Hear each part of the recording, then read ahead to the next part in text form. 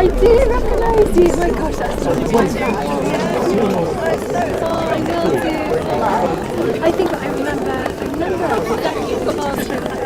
Princess Catherine officially refused to sign a formal royal protocol violation dossier, triggering an unprecedented institutional crisis.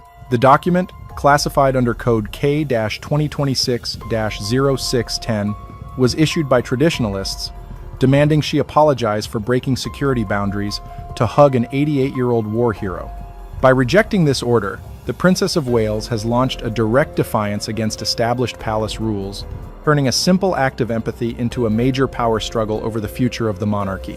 The dispute traces directly back to the historic audience room, the very space where royal boundaries and disciplinary guidelines are enforced. For days, the establishment attempted to compel the Princess of Wales to sign an official admission of guilt. The document demanded she acknowledge that her sudden, unscripted embrace with an 88-year-old war hero at the palace gates was a dangerous breach of Royal Protection Command directives. They wanted a written promise that she would never again compromise the traditional half-meter safety boundary. But instead of submitting to the pressure, Catherine chose this morning to deliver a definitive ultimatum of her own. According to highly reliable leaks from senior staff members close to the family, Catherine's response was handwritten, absolute, and completely unyielding. In the official briefing papers, her exact words to the senior courtiers have been recounted through tense internal reports. She stated with total clarity that a modern monarchy is not built on cold walls or immovable crowns, but that it must beat in time with the heart of the people. When a senior official explicitly warned her that ignoring established safety protocols could place the entire public image of the institution at risk, the voiceover accounts reveal that Catherine looked him directly in the eye and responded that she answers to history and to the public, not to outdated and rigid restrictions. This open defiance marks a major point of departure in the royal timeline. To truly comprehend why the future queen is standing her ground with such unprecedented intensity, we must examine the deep transformation that occurred during her health battle in 2024. Facing a serious cancer diagnosis and enduring months of intensive treatment away from the public eye changed the internal rules for Catherine completely. She experienced genuine human vulnerability firsthand, far removed from the scripted perfection of royal duties. When she stepped back into the light, she left the quiet compliance expected of a traditional royal daughter-in-law behind.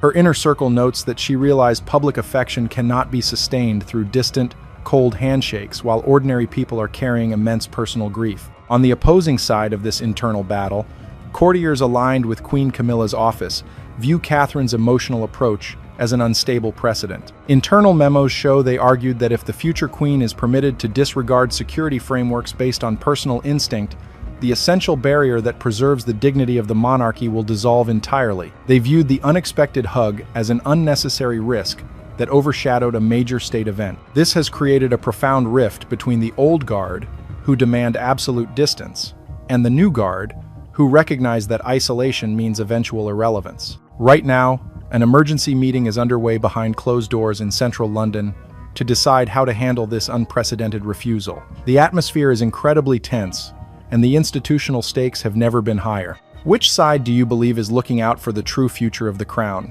Do you stand with the traditional, structured discipline advocated by Queen Camilla's office?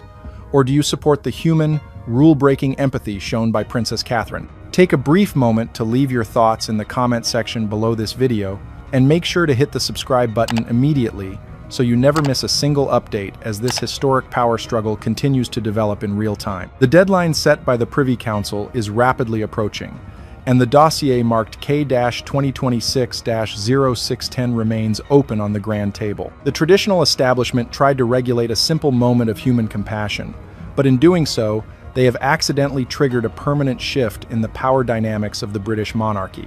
If you think the hug at Marble Hall was just a coincidence, you have been completely misled by the media.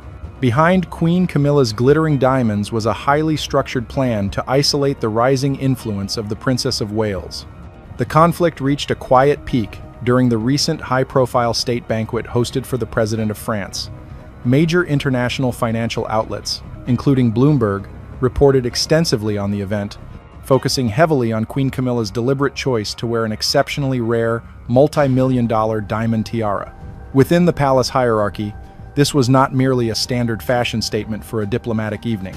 It was an intentional display of traditional supremacy, an attempt by the old guard to project an image of absolute, unyielding institutional power. However, this display of extreme luxury quickly triggered an undercurrent of quiet discontent across the nation. In a modern economic climate where ordinary citizens are facing strict financial pressures, showcasing such immense, unearned wealth threatened to spark a major public relations disaster. The public was becoming increasingly disillusioned with the apparent distance between the monarchy and the realities of daily life, pushing the institution toward a silent crisis of relevance. It was precisely at this moment of vulnerability for the old guard that Princess Catherine delivered what insiders are calling a definitive counterstroke. At exactly 15:42 p.m. on April 21st, 2026, inside the historic Marble Hall at Buckingham Palace, the entire institutional narrative shifted. The royal family had gathered for the official centenary tribute marking the birth of Queen Elizabeth II. While Queen Camilla maintained her strict, traditional distance from the assembled guests, Catherine acted on a completely different strategy. She deliberately walked past the designated greeting lines, ignored the mandated 0.5-meter security boundary, and embraced 88-year-old Tony Gledhill, a retired officer holding Britain's highest civilian bravery award. Through this single gesture, the internal media dynamics underwent an immediate breakdown. The data analytics from the following 48 hours reveal a fascinating pattern in global media consumption. The moment the emotional footage of the hug was published by People magazine, it completely dominated international headlines. The sophisticated digital operation at Kensington Palace effectively managed the news cycle, ensuring that images of Catherine's empathy filled every major news feed worldwide. The immediate consequence was a total eclipse of the state banquet coverage. Search metrics for Queen Camilla's diamond tiara plummeted to near zero within hours, leaving the traditionalist faction looking entirely out of touch and outdated. This calculated shift in public attention left senior officials at Clarence House humiliated by how quickly their grand showcase of power had been neutralized. This was the moment the old guard realized they could no longer control the narrative through old metrics of deference. Catherine's actions did not just break a minor security rule, they left a permanent trace on the institutional framework, establishing a powerful precedent that human connection carries far more authority than historical jewelry. The old guard wanted distance, but Catherine delivered presence, leaving the traditional establishment facing a structural reality check on this morning of June 10, 2026. The individual at the center of this institutional clash with Queen Camilla's traditionalist office is no ordinary civilian. Declassified files from the Metropolitan Police confirm that the 88-year-old man whom Princess Catherine embraced had evaded fatal outcomes exactly 15 times during a single, high-stakes afternoon in 1966. This is not mere speculation. It is an undeniable matter of public record.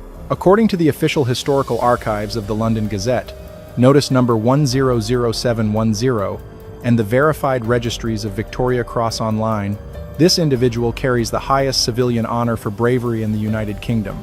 The timeline of his heroism points directly to August 25, 1966, along the busy A20 New Cross Road in Deptford, South London. On that afternoon, Tony Gledhill was a 28-year-old uniformed police officer who refused to let an armed criminal gang escape. What followed was an intense, high-speed pursuit reaching speeds of 80 miles per hour. Without any protective body armor or modern backup, Gledhill and his partner faced 15 separate shots fired from shotguns and revolvers. Even after their vehicle collided with a transport truck, Gledhill clung to the side of a moving getaway car, wresting a firearm directly from an operative. It is a legendary narrative of standing firm against lawlessness, a record that earned him the prestigious George Cross. Fast forward to April 21st, 2026, inside the grand environment of Marble Hall. The sharp contrast between his courageous youth and his current reality creates a profound emotional weight. The man who once faced 15 bullets without flinching now stood completely isolated in a sea of royal protocols, his eyes filled with tears. The source of his deep sorrow was entirely personal. His lifelong companion and wife, Marie, had passed away just weeks prior, on April 5th, 2026. Before her passing, she had placed a powerful, binding obligation upon him. Marie insisted that no matter how difficult it might be to stand alone, he must fulfill his duty and attend the centenary celebration for Queen Elizabeth II at the palace. He was there purely to honor that sacred promise to his late wife carrying an immense burden of grief under the watchful eyes of the court. When Princess Catherine scanned the room, she did not just see a decorated veteran or a formal guest on a list. She recognized a profound human breaking point. She saw the quiet isolation of a grieving widower, trying to maintain his composure in a setting defined by rigid distance. It was this specific emotional realization that caused the Princess of Wales to cast aside the strict safety directives. By stepping across the boundary, she chose to validate his sacrifice and his sorrow over the institutional demands for perpetual detachment. This deliberate choice has set off a major chain reaction that brings us to the events of this morning, June 10, 2026. The traditional establishment viewed her empathy as a dangerous precedent that undermines the formal hierarchy. They see a system of rules being bypassed by personal emotion. But for the public watching the unfolding timeline, it became clear that some human moments carry a higher authority than any established protocol, leaving the old guard struggling to justify their insistence on cold, unyielding distance. If you believe that the emotional encounter at Marble Hall was an isolated incident, the official records suggest a completely different reality.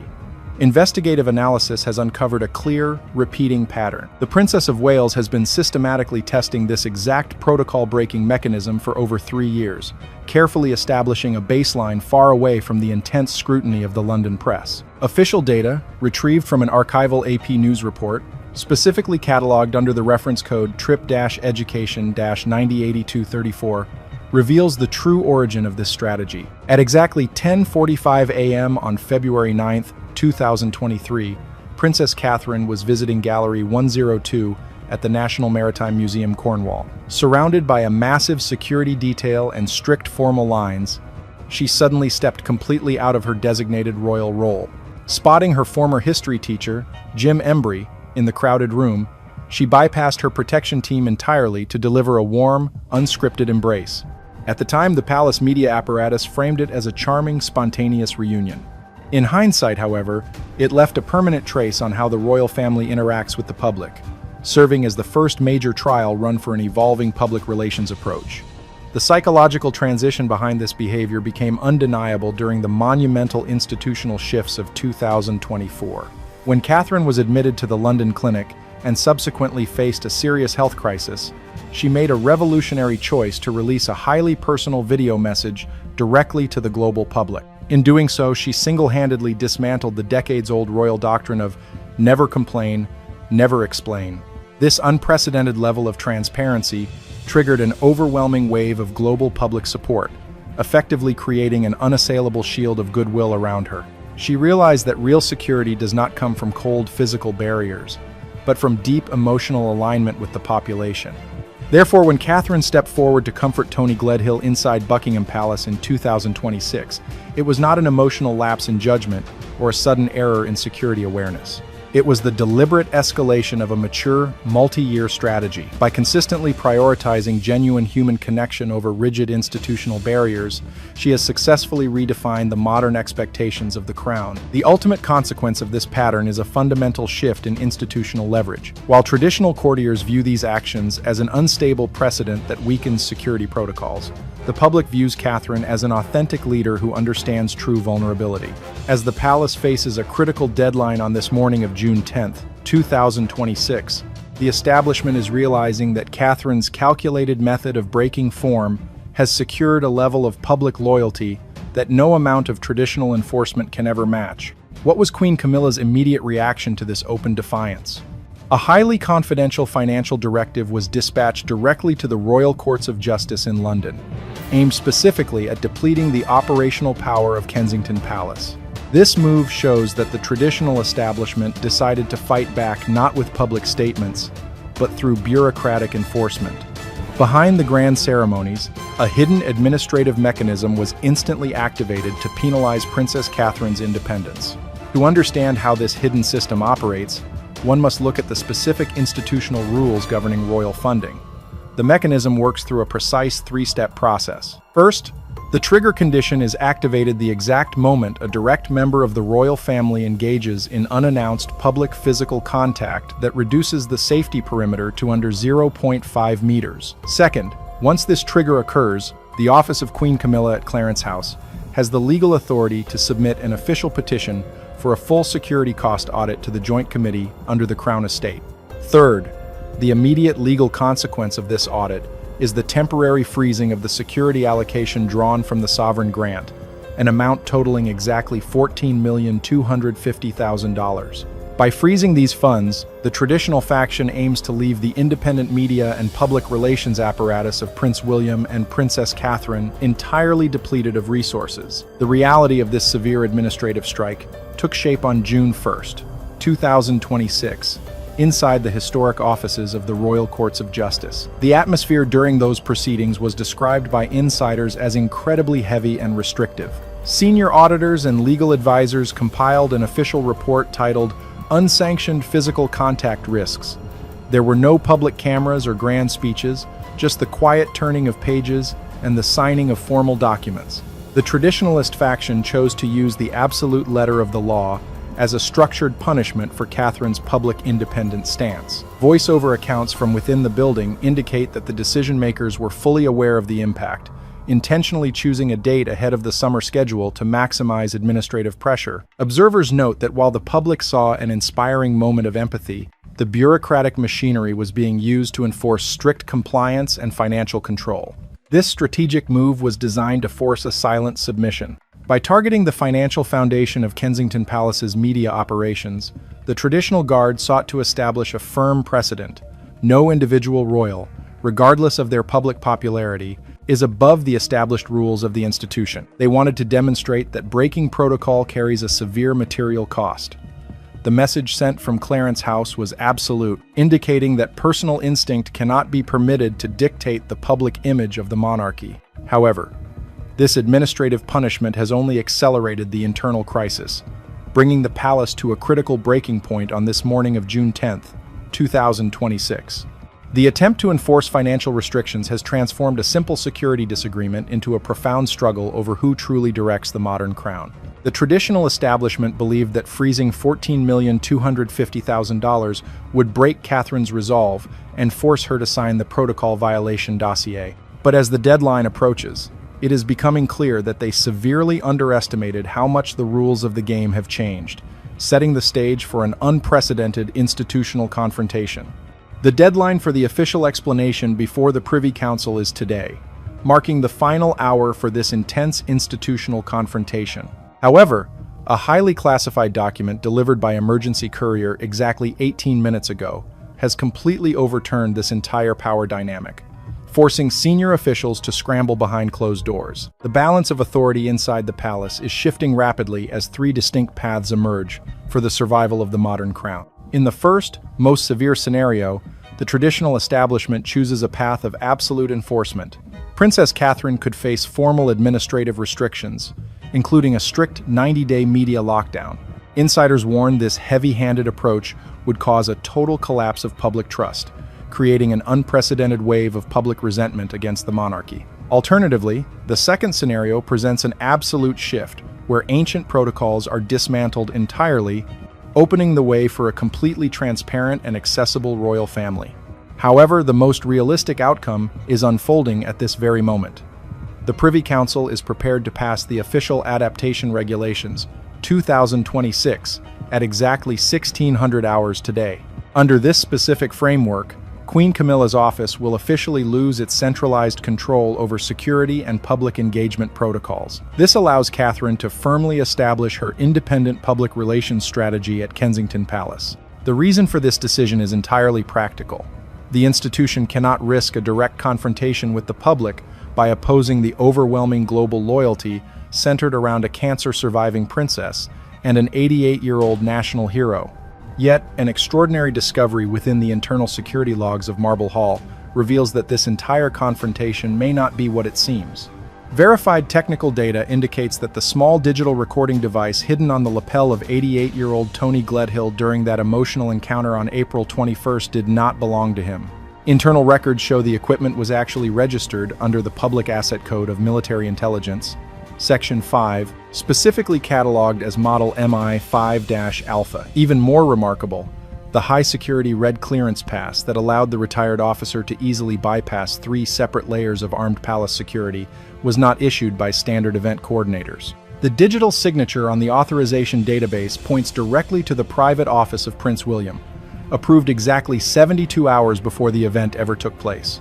This unexpected data brings the entire narrative to a critical turning point. Was that emotional, tearful embrace inside Marble Hall a spontaneous moment of genuine human empathy? Or was it a highly structured strategic move organized by Kensington Palace to bring a definitive end to the rigid restrictions enforced by Queen Camilla's office?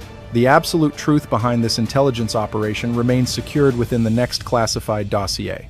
To ensure you are the first to witness the full unraveling of these institutional secrets, click the subscribe button and activate your notification bell right now before this critical update is permanently removed from the platform. At 22:14 on June 1st, 2026, an international diplomatic event triggered a major constitutional crisis inside Buckingham Palace. Queen Camilla was captured on a leaked 48-second audio recording criticizing Princess Diana's diplomatic capabilities while wearing Diana's historic Spencer Emerald choker. Official inventory code RC 2023-05M. King Charles remained silent during the incident, prompting an immediate walkout by Prince William and Princess Catherine. Today, June 7th, 2026, this event has escalated to a formal legal deadline as Prince William demands the immediate return of the jewelry by 12 noon or threatens to trigger a full parliamentary audit.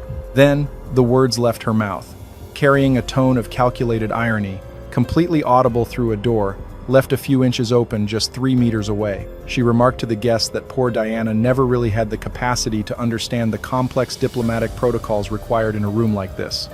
Standing right next to her, King Charles remained silent. It was a moment of complete compliance that shocked those who noticed. But what the king and queen did not realize was that the next generation of the monarchy was listening. Prince William and Princess Catherine stood just outside that door, taking in every single word. They did not cause a scene, and they did not interrupt. Instead, they turned around and walked out of the banquet exactly 12 minutes after witnessing the event. Observers on the floor noted that their departure was swift, cold, and entirely unannounced. This was no longer just a personal insult behind closed doors. This was a targeted media campaign designed to minimize the international legacy of Princess Diana, right in front of her oldest son. According to confidential documents obtained from internal palace communications, this specific incident has triggered what insiders are now calling a point of no return. For years, the public has watched a carefully managed narrative surrounding the rebranding of the Queen Consort. But in just 48 seconds, that decades-long effort ran into a wall of reality.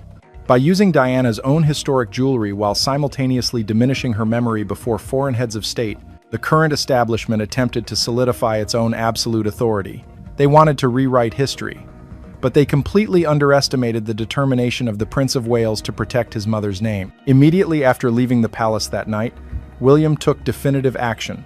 He did not vent to the press or release a hasty statement. He initiated a strategic administrative response that has now put the entire institution on notice. Sources confirm that the prince immediately contacted his legal team at the High Court to review the strict terms of the 1997 Inheritance Trust Deed, a document that governs exactly who can wear the Spencer family jewels.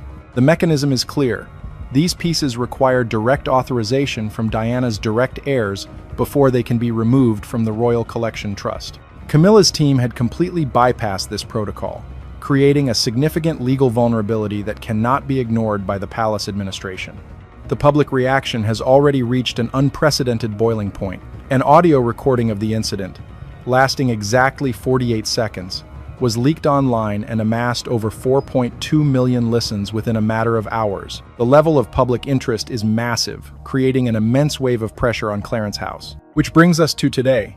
It is now the morning of June 7th, 2026, and the clock is ticking down to a historic deadline. A formal ultimatum has been delivered, and the ultimate line in the sand has been drawn. The time for quiet agreements is over. We want to hear from you directly on this developing situation. Leave your thoughts in the comment section below.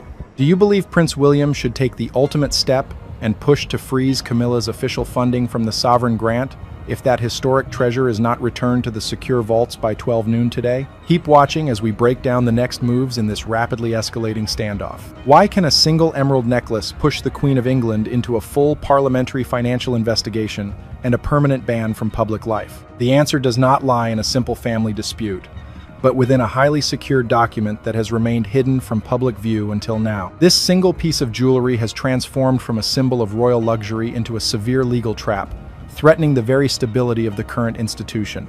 At exactly 8:30 on the morning of June 2nd, 2026, an extraordinary event took place inside the White Garden at Kensington Palace.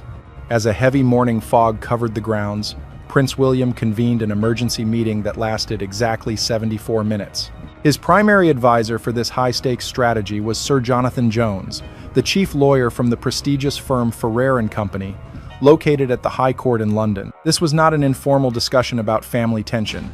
It was a cold, calculated legal briefing designed to launch a major administrative counterattack. During this brief window, the legal team officially pulled the 1997 inheritance trust deed from the secure archives of the Lord Chamberlain's office. This critical document holds the definitive rules regarding the late Princess Diana's personal estate. Under strict royal administrative law, any item categorized under the Spencer Heritage Collection is legally classified as a trust asset strictly bound to her direct bloodline. The investigation has confirmed that Queen Camilla bypassed this legal framework entirely. She secured the emerald necklace by utilizing an improper administrative loan request through the Royal Collection Trust, capitalizing on a procedural error to wear the piece without proper clearance. With the evidence finalized, Prince William issued a decisive directive to his legal team, making his position entirely clear. Through his representatives, the prince stated that the legacy of the Princess of Wales is not a public relations tool for those who seek to claim it unauthorized, and declared that all limits of patience have officially ended. This statement was immediately converted into a formal legal petition and sent directly to the Royal Property Audit Committee. By framing this issue around property law and trust compliance rather than personal grievance, the Prince of Wales has activated a powerful bureaucratic machine. If the investigation proves that the Queen Consort knowingly violated the inheritance terms, the legal consequences are severe. Under current regulations, a verified breach of trust regarding state-monitored assets can trigger an automatic suspension of public funds and restrict the individual from participating in official state appearances. The strategy is completely objective, relying strictly on institutional rules to achieve its goals. For the public watching this develop, the question is no longer just about a disrespectful comment made in a drawing room. It is about accountability at the highest level of the state. As the files move from Kensington Palace to the hands of parliamentary overseers, the current leadership at Clarence House finds itself facing an unprecedented financial and legal reality that cannot be managed by simple public relations campaigns. How does one challenge a vast media apparatus specifically designed to shield the reigning monarch? Prince William understood that engaging in loud television interviews or releasing aggressive public statements would only lower his standing. Instead, he chose a far more precise and subtle approach, utilizing an asset his opponents could never replicate: the enduring public affection for his mother, a legacy rooted in genuine human connection and service. At exactly 1400 hours on June 5th, 2026, this strategy became clear at a prominent humanitarian center in West London. Unannounced to the standard palace press pool, Prince William arrived with 12-year-old Prince George to volunteer at a long-running charity for the homeless. The event was entirely low-key, yet deeply impactful. Media specialists quickly observed that the staging, the choice of location, and the natural interactions with the center's visitors precisely matched the historic public appearances of Princess Diana from December 1993. By introducing Prince George to the exact philanthropic environment his grandmother championed decades ago, William presented a powerful contrast to the public. It drew a clear distinction between the quiet dedication of the Spencer legacy and the distant, formal luxury displayed by Queen Camilla at the recent palace banquet. While this event unfolded on the ground, a coordinated move was occurring simultaneously across digital networks. Princess Catherine activated the emergency communication protocol, securing total administrative control over the official media platforms of the Prince and Princess of Wales. Instantly, all shared imagery, joint press releases, and archival content featuring Queen Camilla were systematically frozen and removed from primary view. When international news organizations from Reuters to the BBC went to report on the royal family, the traditional palace public relations feeds were completely neutralized. They were replaced by a single, striking visual: young Prince George signing his name in the shelter's historic logbook, directly beneath the signature his mother and grandmother had left years before. This sudden redirection of the narrative bypassed the traditional palace management structure entirely, leaving advisors at Clarence House completely unable to respond. The consequences of this digital isolation were immediate. Within just 18 hours, independent metric tracking systems showed that public disapproval toward the Queen Consort's office surged to a record 84%. The carefully constructed public relations framework that had spent years trying to secure her position before the public and foreign dignitaries disintegrated in less than a day. By utilizing institutional rules on one side and a profound respect for generational memory on the other, William and Catherine effectively isolated their opponents. They proved that authority in the modern era is not maintained through formal titles alone, but through the validation of the public. As the high-stakes deadline of June 7th approaches, the current leadership finds itself completely cut off from its usual media defenses, facing a massive wave of public scrutiny that no standard palace statement can repair. Clarence House, the traditional center of power for King Charles and Queen Camilla, has never experienced a night quite like June 6, 2026. For decades, communication within these historic walls was handled with absolute discretion, masked by polite protocols and subtle diplomacy. But on this particular evening, the standard diplomatic channels were completely bypassed. Official couriers delivered documents that did not contain polite inquiries or social invitations. Instead, they carried a rigid administrative ultimatum that effectively halted the normal operations of the Queen's household, sending shockwaves through the entire royal establishment. The tension came to a head at precisely 16:30 on June 6, 2026, inside Camilla's private office. A formal legal notice from the High Court of London was officially served to her senior representatives. According to leaked administrative logs, the document left no room for negotiation, compromise, or bureaucratic delays. It explicitly stated that if the historic item registered under official inventory code RC 2023-05M, the Spencer Emerald Choker was not returned to the secure custody of the Royal Property Audit Committee before 12 noon on June 7th, immediate financial penalties would apply. Specifically, the entire portion of the sovereign grant allocated to fund the Queen Consort's private office and public engagements would be automatically frozen pending a formal state investigation into asset mismanagement. This was a massive shift in strategy. By targeting the financial mechanisms of the household, the legal team acting for the Prince of Wales moved the conflict from a private family disagreement into the sphere of public accountability. For the Queen Consort, the prospect of an active financial freeze carries immense institutional consequences. It would not only disrupt her upcoming international engagements, but would also signal to foreign governments and the British public that her official position was under a cloud of administrative non-compliance. The narrative of an untarnished, stable leadership was running out of time.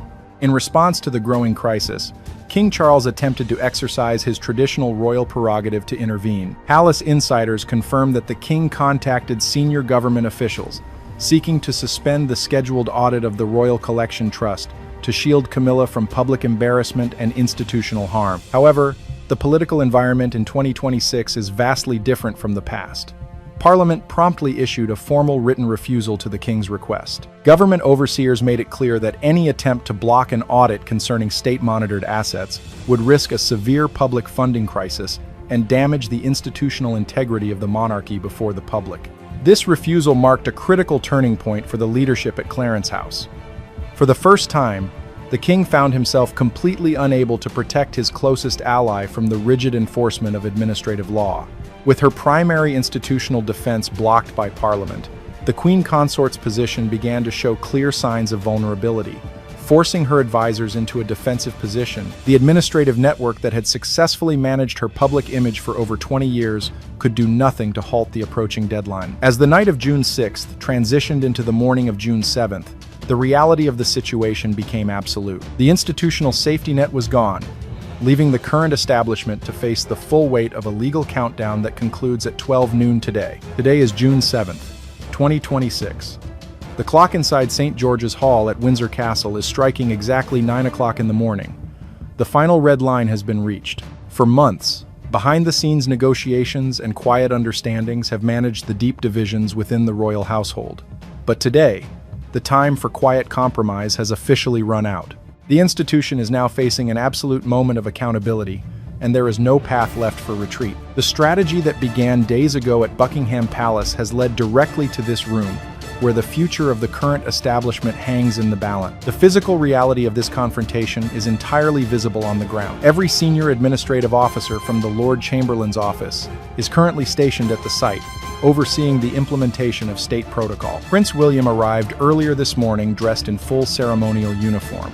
This was a highly deliberate choice, signaling his formal institutional authority and his absolute adherence to the rules of the state. Standing directly before the assembled advisory council, the Prince of Wales delivered a brief but incredibly firm statement that left no room for misinterpretation. He made it clear that the royal family operates on the foundational principles of law and respect, not on cowardly compromise. He concluded by stating that the historic necklace will return to its proper place, or the law itself will name its rightful owner. This statement has completely shifted the power dynamic within the palace. By refusing to engage in private family mediation, William has forced the institutional framework to follow its own rules. The entire crisis now centers on a single physical object, a small velvet-lined display box. If that box, containing the historic Spencer Emerald choker under official inventory code RC 2023-05M, does not appear on the official audit table before exactly 12 noon today, an automated statutory process will begin. Under the strict terms of the Public Asset Management Act, a specific legal mechanism known as the default clause will automatically activate. Palace lawyers have confirmed that this clause cannot be suspended by royal decree or delayed by administrative appeals. Once triggered, the entire case file regarding the unauthorized removal and usage of the state-monitored asset will be immediately transferred out of palace custody and sent directly to the Parliamentary Judiciary Committee. This transition will initiate a full, public, nationwide investigation broadcast to the entire world. For the first time in modern history, the financial transactions and internal asset requests of the Queen Consort will be subjected to public parliamentary cross-examination. For Queen Camilla, this is an absolute institutional disaster, threatening her public standing, her access to official funding, and her place within the formal state structure. The protective barrier provided by the Crown has been neutralized by the very laws designed to protect it. With only 3 hours remaining until the midday deadline, the pressure on Clarence House has reached an unprecedented peak, and the entire nation is waiting to see if the establishment will comply or face the full weight of a public tribunal. With only minutes remaining before the midday deadline on this historic June 7, 2026, the structural survival of the British Crown hangs in a delicate balance. Every strategic option and institutional outcome has been closely analyzed by senior administrative experts. The choices made in these final moments will define the future of the monarchy, and 3 distinct scenarios have now emerged as the clock ticks down toward 12 noon. The first possibility presents an absolute institutional crisis. If the Queen Consort flatly refuses to hand over the Spencer Emerald choker, she will directly trigger an open constitutional conflict with the next in line to the throne. In this scenario, King Charles could attempt to protect his office by freezing the Prince of Wales's independent funding. However, this reactionary move would severely damage the monarchy's standing, exposing deep internal fractures to a global audience and causing an irreversible decline in public trust. The second option is a quiet, bureaucratic compromise. To avoid public embarrassment, Queen Camilla could choose to return the historic necklace anonymously through an intermediate third party. Her office would likely issue a standard press statement claiming the piece was simply removed for routine technical maintenance and regular preservation. While this move would temporarily lower the immediate political temperature, the institutional trust between Clarence House and Kensington Palace would remain completely depleted, creating a silent, permanent divide at the heart of the family. The third, and by far the most probable outcome, relies on pure political survival. Facing an active digital media isolation and an unprecedented 84% public disapproval rating, King Charles will ultimately be forced to prioritize the protection of the throne over personal loyalties. To prevent a highly damaging public investigation by the Parliamentary Judiciary Committee, the King will require Camilla to sign a formal, permanent renunciation of her access to the entire Spencer Heritage Collection. Supervision of these historic assets would then transfer directly to Princess Catherine, neutralizing the legal threat and offering Parliament a clear demonstration of internal accountability. Yet, history shows that those within the royal establishment rarely accept public defeats without a counter-strategy. Our investigative team has just received an incredible and urgent update from the ground at Windsor Castle.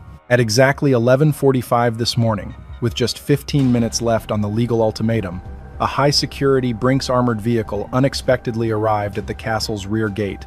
A velvet-lined display box was quickly transferred under heavy guard to the waiting officers of the Lord Chamberlain's office. But a crucial question now changes everything. Is the genuine Spencer Emerald choker actually inside that box? Or has a highly sophisticated substitution taken place? Intelligence sources suggest that the original historic piece may have already been transferred to a private, undisclosed asset trust in Zurich, setting the stage for a much larger institutional counteroffensive. The official gemstone verification codes and the secret transit files from Switzerland will be fully exposed in our next exclusive investigative report.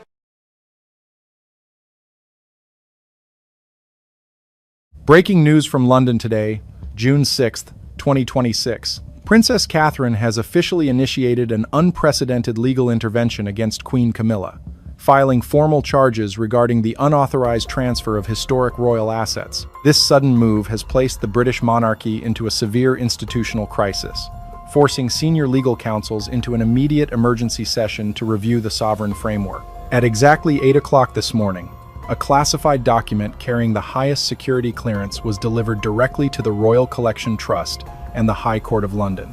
By 8:30, official sources confirmed that the Princess of Wales signed Trust Order number 44 KPN from her office at Kensington Palace. This legal mandate enforces an immediate, comprehensive audit of specific high-value assets within the late Queen Elizabeth II's private collection, which independent auditors value at exactly $12,450,000. The core of this escalation involves the undocumented movement of historic jewelry pieces outside the direct sovereign bloodline.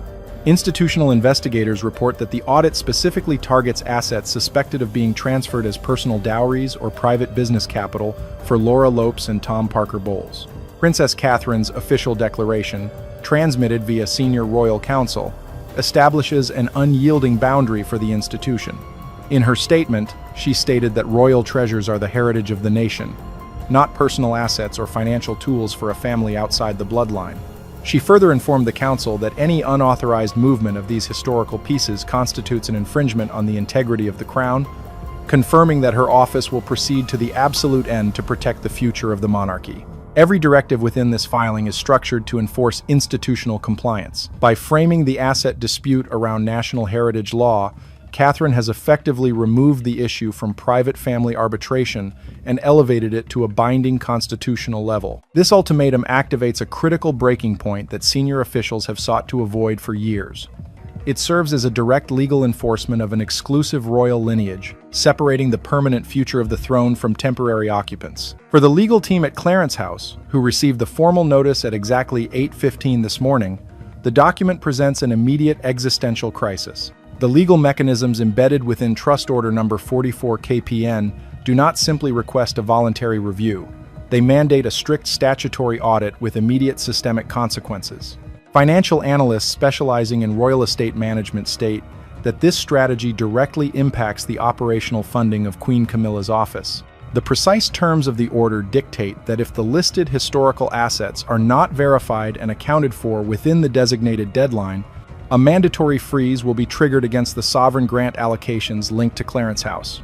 This specific enforcement mechanism is designed to suspend all non-essential financial distributions until the Royal Collection Trust confirms the physical location and legal state of every item named in the investigation file.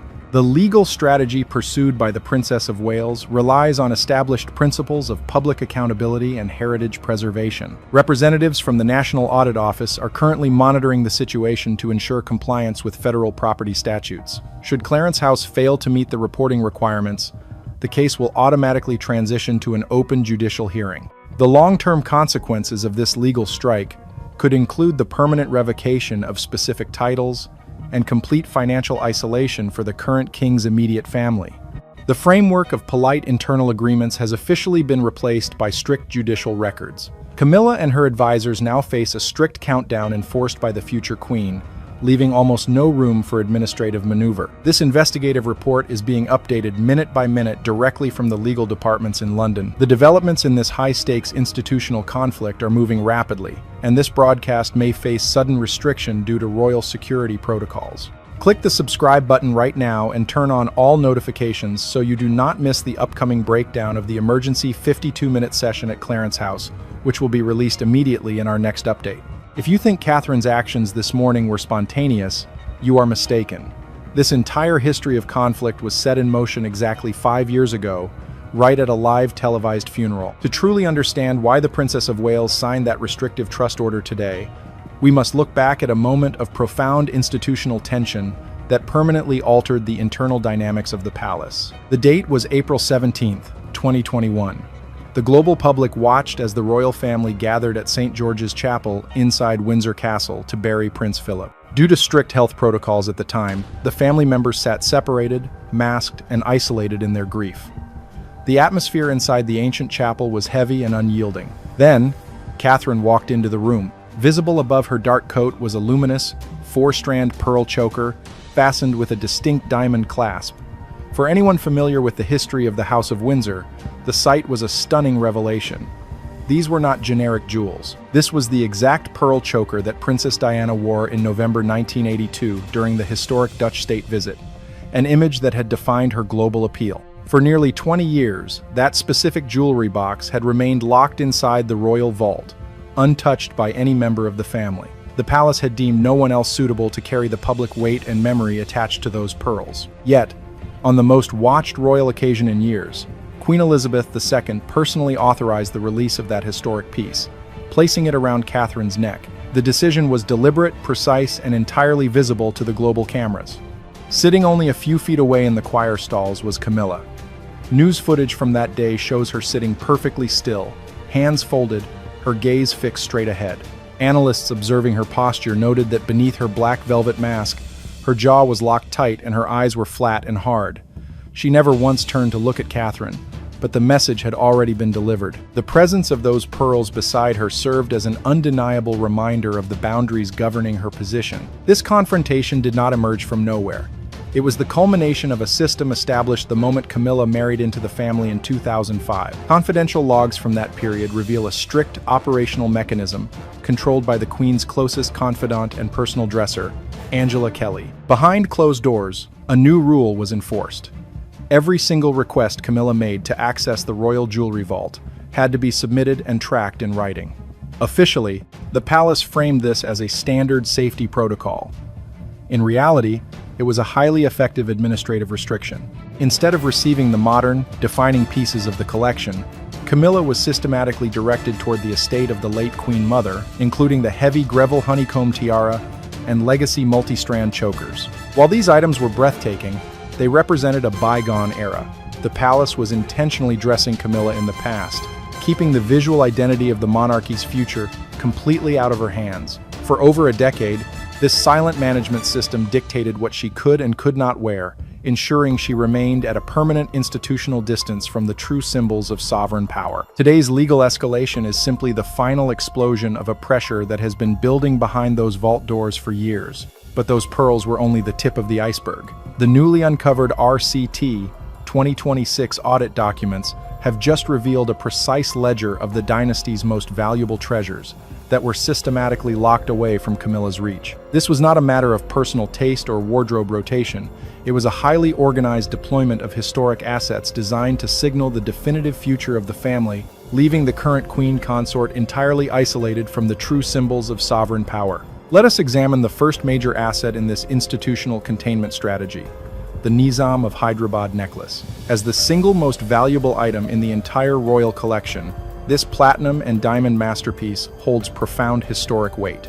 Queen Elizabeth II wore it in the definitive portraits that came to represent her early reign on global currency and postage stamps. It is the visual signature of her era. In 2014, the Queen authorized the loan of this priceless artifact to Catherine for a high-profile evening gala. The message sent to the global public was unmistakable. By placing the most significant asset around Catherine's neck, the monarch effectively transferred decades of visual prestige onto the next generation. Camilla, despite her senior position, never came within reaching distance of it. The administration viewed her as a transitional figure, someone passing through the institution briefly before the crown moved to the younger line. The operational rule was unyielding. You do not distribute the most valuable anchor of the monarchy's legacy to a temporary custodian when the future of the throne is already standing in the room. 4 years later, this containment strategy escalated into a public display that senior insiders still describe as a devastating institutional response. The setting was a formal state banquet at Buckingham Palace in 2018. Catherine arrived wearing Queen Alexandra's wedding necklace, a stunning piece of diamonds and pearls dating back to 1863. This specific necklace carries a unique weight. Historically, it has been permanently tied to the title of the Princess of Wales.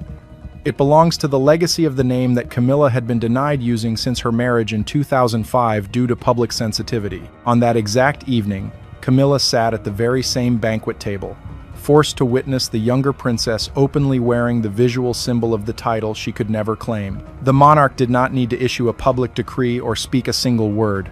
The physical presence of the necklace in that room made the internal hierarchy absolute in front of every foreign dignitary. This brings us to the operational mechanism that defined the final years of the late Queen's administration, a process experts call simultaneous elevation. Internal records indicate that whenever Charles attempted to advocate for greater visibility or better jewelry access for Camilla, the palace office responded immediately, but never through verbal arguments. Instead, every single step forward attempted by Clarence House was met with an immediate countermove from the throne. Each time Charles pushed for a concession for his wife, the Queen answered by granting Catherine a grander, more historic piece of jewelry. If Camilla was granted a standard legacy piece from the past, Catherine was immediately seen wearing an iconic symbol of future sovereign authority. This constant escalation ensured that Camilla could never close the gap or establish a senior visual presence.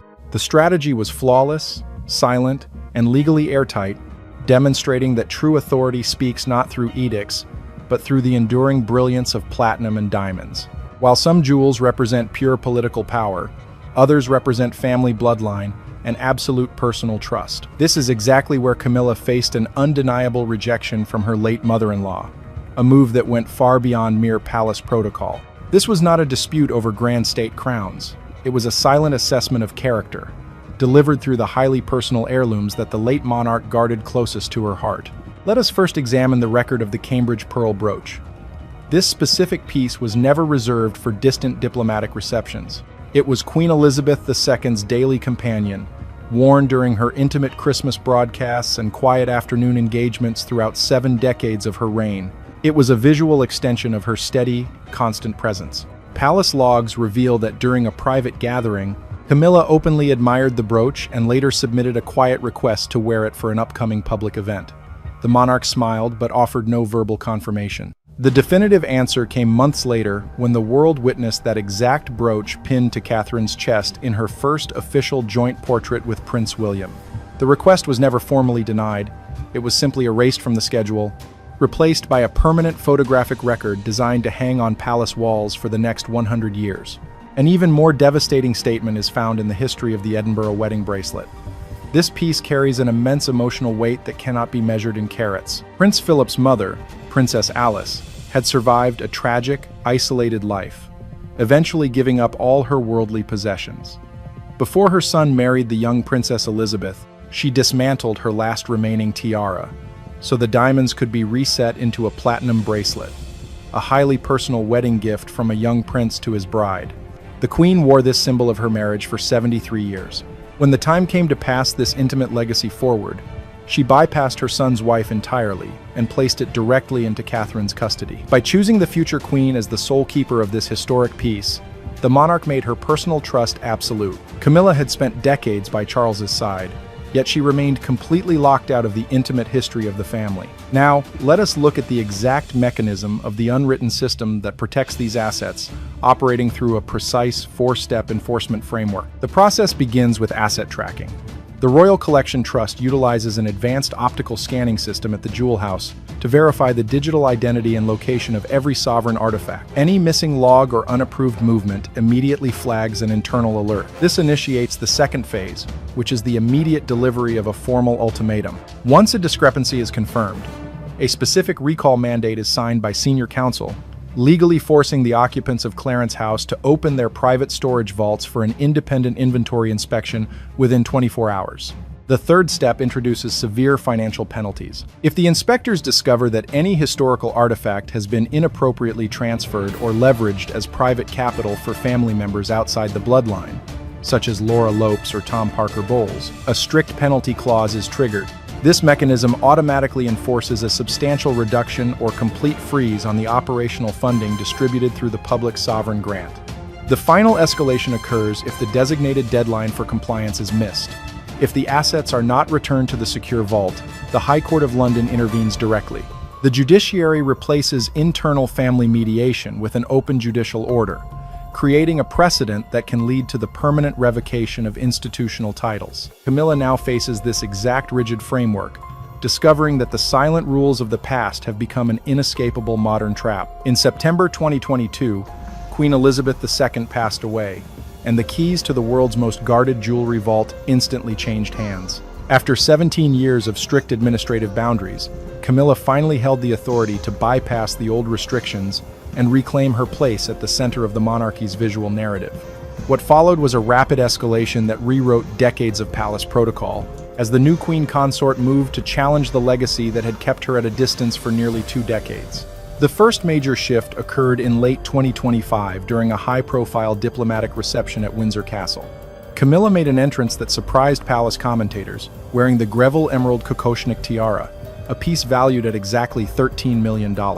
This choice represented a massive departure from past precedents. For 70 years, the late queen had kept this specific tiara locked away in the royal vault.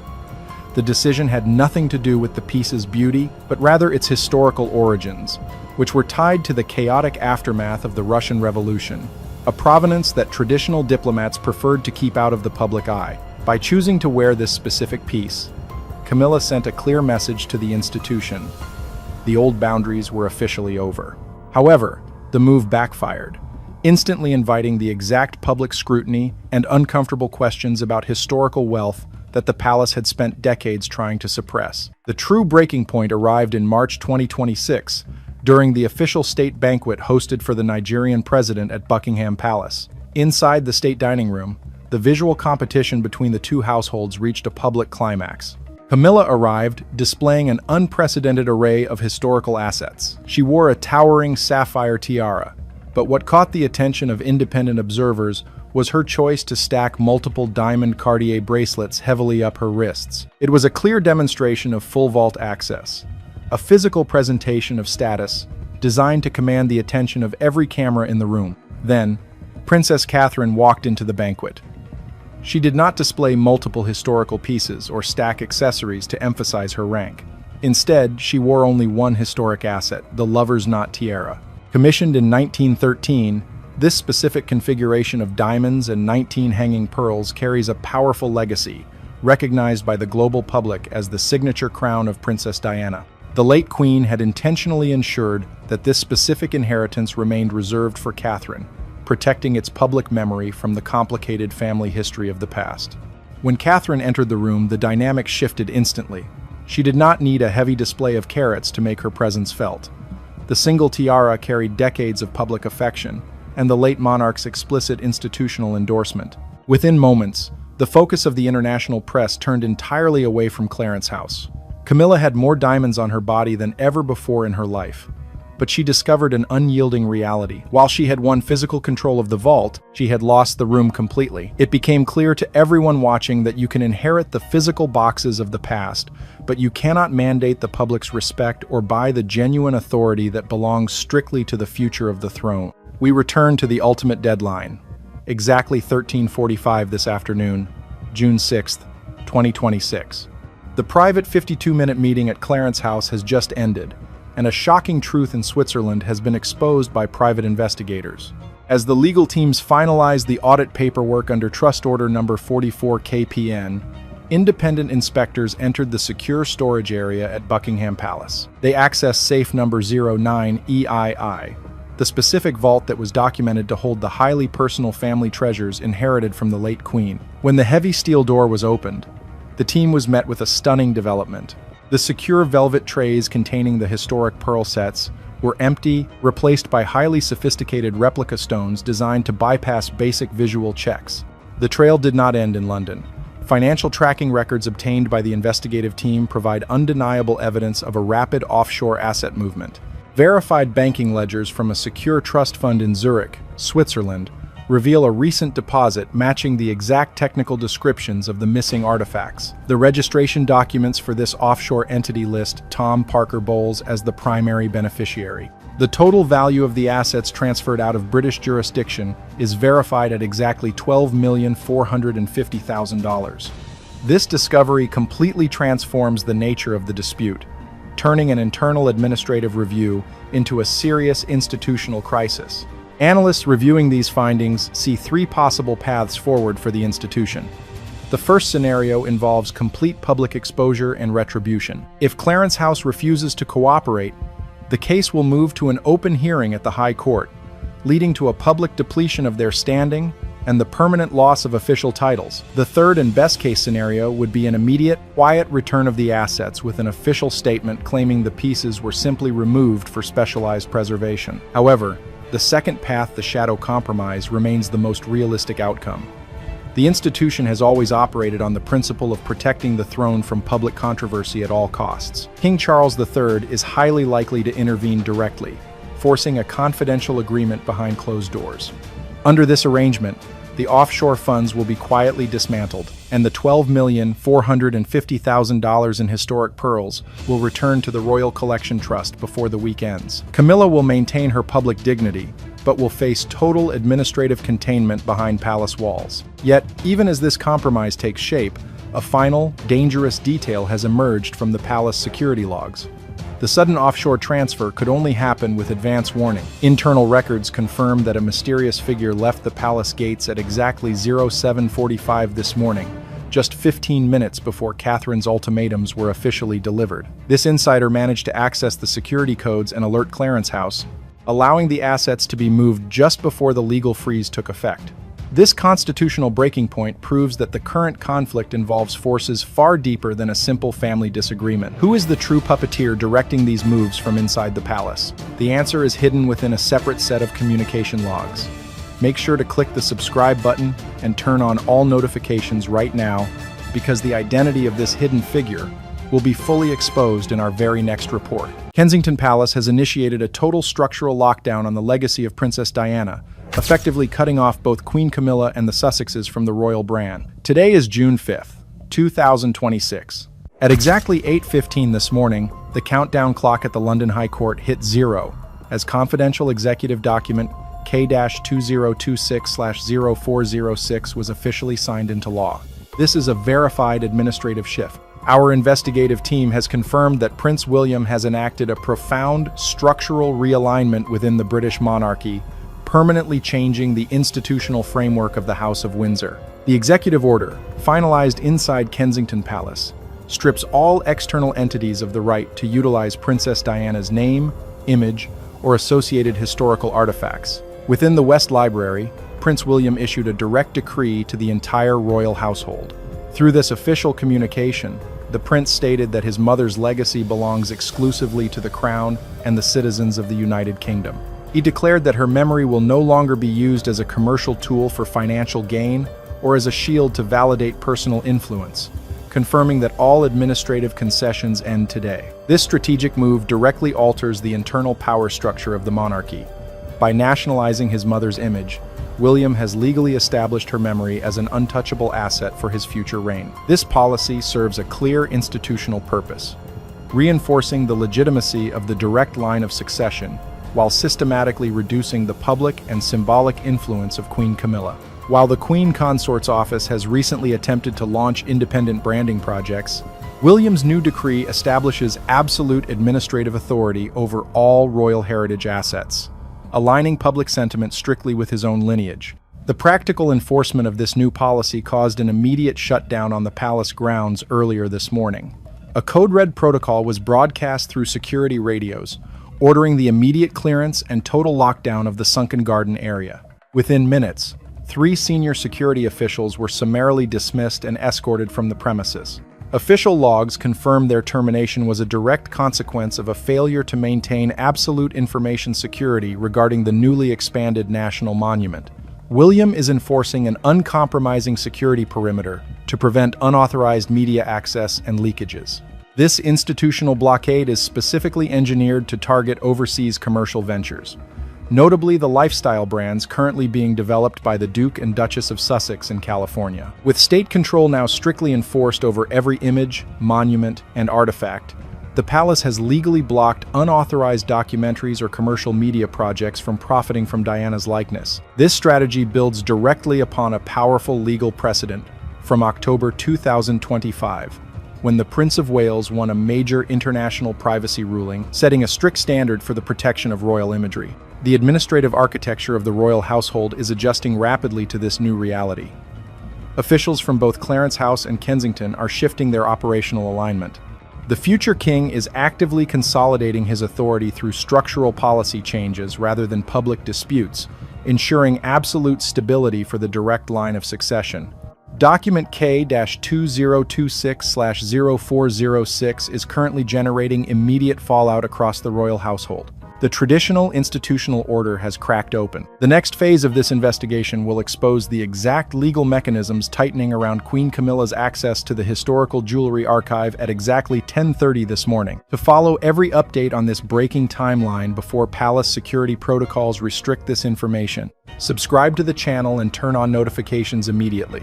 Why did a collection of historic diamonds and tiaras suddenly become the ultimate administrative weapon to diminish Queen Camilla's institutional status at exactly 10:30 this morning? The answer lies not in personal resentment, but in a highly sophisticated legal trap designed to alter how the monarchy presents itself to the world. While public attention remained fixed on the strict lockdown at Kensington Palace, the real movement occurred quietly in Wales. At exactly 10:30, a senior legal team representing the Prince of Wales arrived at Archive Room 4, inside the United Kingdom Intellectual Property Office in Newport. They submitted secure digital registries and physical manifests for exactly 1,245 historic artifacts, jewels, and personal effects once owned by the late Princess of Wales. This was the official activation of Clause 14B of the newly enacted Royal Heritage Inventory Decree. This specific clause does something unprecedented. It reclassifies every single item associated with Princess Diana as a national strategic asset. By moving these pieces into this specific legal category, William has placed them entirely outside the personal jurisdiction of the reigning monarch and the Queen Consort. Our investigation has uncovered the exact mechanism of this administrative lockdown, operating in 4 distinct stages. First, the decree independently segregates the entire gem collection of the late princess from the general royal collection, ensuring it can never be merged or reallocated under general palace management. Second, authorities activate a rigorous inventory process, permanently sealing the original serial numbers of every gemstone within court records, making any unauthorized modification a serious legal violation. Third, a strict dual signature barrier is established. From this day forward, Queen Camilla cannot withdraw any of these iconic pieces from the vault without the direct written authorization of King Charles and, crucially, Prince William. Internal sources report that when a senior courtier informed the Queen Consort of this requirement, she voiced her sharp disapproval, stating that it was highly irregular for a reigning queen to require permission from the heir's office to access crown property. The courtier reportedly responded that under the new decree, the protocol is absolute and non-negotiable. Fourth, this mechanism effectively strips the Queen Consort of her exhibition rights at major national ceremony. Without access to these high-profile pieces, she is left visually subordinate before a public that still deeply reveres the aesthetic legacy of her predecessor. This is the reality of the new royal infrastructure. William is using the cold bureaucracy of the state to ensure that the image of Diana remains untainted by current palace politics. By locking away these treasures under state protection, he has created an ironclad protocol that prevents anyone from using his mother's legacy to bolster their own position. The Queen Consort now faces an unprecedented choice: appear at upcoming state events without the historic jewelry that commands public respect, or formally request permission from the office of the future king. As the clock ticks forward, the financial foundations of this conflict are about to become even more severe. If you believe this confrontation is confined to jewelry vaults and symbolic gestures, the reality unfolding at Windsor Castle proves otherwise. At exactly 1:45 in the afternoon, a financial maneuver exploded across the royal estate, shifting the conflict from cultural prestige to massive economic leverage. This is no longer a dispute over tradition. It is a cold, calculated reallocation of immense wealth. The source of this leverage is the Duchy of Cornwall, a vast property and land portfolio under the direct control of Prince William. Public records value this historic estate at exactly £1,345,210,000. In an unprecedented executive decision, the Prince of Wales authorized the liquidation of exactly 20% of the commercial real estate assets within the portfolio. This strategic move instantly generated £500 million in high liquidity capital, placing an extraordinary amount of financial power directly under William's independent authority. The decision was finalized during a tense, closed-door meeting inside the state drawing room at Windsor Castle. The session lasted exactly 48 minutes, a brief window that completely upended the palace's financial hierarchy. According to internal accounts, King Charles sat quietly as William presented the liquidation documents.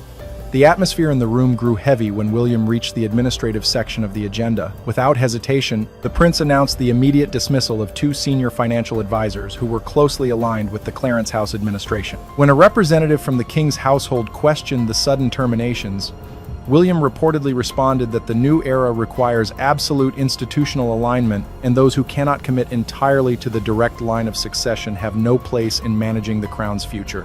The two officials were stripped of their credentials and escorted from the castle grounds shortly after. This £500 million liquidation operates as a deliberate system to dismantle the opposing faction's influence. The mechanism functions through a highly sophisticated process. First, the massive influx of cash is completely decoupled from the general royal treasury, moving into an independent sovereign trust. Second, these funds are channeled directly into a newly established global network of humanitarian and environmental centers carrying the name of Princess Diana. Third, by locking this wealth into a specific, state-sanctioned soft power ecosystem, William has completely blocked the hidden financial pipelines that Clarence House previously relied upon to fund independent public relations campaigns. For Queen Camilla, this financial realignment is a significant blow to her long-term strategy. For decades, her office has utilized subtle funding streams to shape her public image and manage the enduring popularity of her predecessor. Now, those streams have been effectively neutralized. William has not only protected his mother's name, he has backed it with enough sovereign capital to render his rivals financially powerless. The message from Windsor Castle is undeniable. The future king controls the wealth of the monarchy, and he is choosing to invest it exclusively in his mother's lineage. As the afternoon progresses, the boundaries of this conflict are spreading far beyond the United Kingdom, moving directly toward the branch in California. The £500 million generated at Windsor did not merely isolate the household in London. At exactly 3 o'clock in the afternoon, that capital transformed into a severe legal barrier tightening around the exiled branch of the royal family in California. This cross-oceanic maneuver proves that the current administration is willing to use every institutional tool available to protect its boundaries, rendering outside competitors entirely ineffective. The epicenter of this legal offensive is the Chancery Division of the High Court in London. At 3 o'clock sharp, an urgent electronic ultimatum was formally dispatched from the prestigious law firm Harbottle & Lewis directly to the Sussex legal representatives. According to well-placed sources within the Montecito community, the reception of this document caused immediate friction. Meghan Markle reportedly reacted with visible anger, striking the table during an executive meeting as she read the terms on her screen. The document contained a strict, non-negotiable demand regarding the upcoming launch of her commercial lifestyle brand As Ever. This marks the definitive turning point in a long-standing branding conflict frequently noted by major financial journals and global news agencies like Reuters. For years, the California branch has utilized the narrative of Princess Diana to build their independent media profile. However, William is now using the absolute power of the state to nationalize his mother's image, setting a standard of official dignity that makes private commercial ventures look minor. If the name and likeness of Diana are legally recognized as a state-protected treasure, selling commercial home goods or lifestyle products under her implied influence becomes a severe legal risk. The primary weapon in this administrative lockdown is a powerful legal precedent established on October 30, 2025. On that date, the Prince of Wales secured a definitive victory in the French courts against the publication Paris Match over unauthorized family photographs. William's legal team has now successfully expanded that specific privacy ruling into a global framework for intellectual property protection. The new injunction states that any commercial media contracts, streaming documentaries, or unauthorized memoirs attempting to utilize archival material or personal likenesses of the late princess will face immediate international litigation. The impact on the Duke of Sussex has been immediate. During a subsequent emergency video conference with his American advisors, Harry reportedly sat looking grim, looking down in silence, absorbing the reality of the situation. His legal team had to inform him that their upcoming multi-million-dollar media projects were now effectively blocked by his brother's administrative architecture. Any attempt to market his mother's legacy from California would now face immediate penalties from the British state itself, leaving them with no room to maneuver. With this single move, the palace has established a complete monopoly over the history of the House of Windsor. The independent narrative cultivated in Montecito has been reduced to a commercial footnote, stripped of the prestige required to maintain its high-value streaming contracts. William has made it clear that there is only one authorized version of the past, and it is under his direct supervision. As the afternoon sun begins to set in London, the final administrative deadline is approaching, and the finality of this new order is about to become permanent at the clerk's office.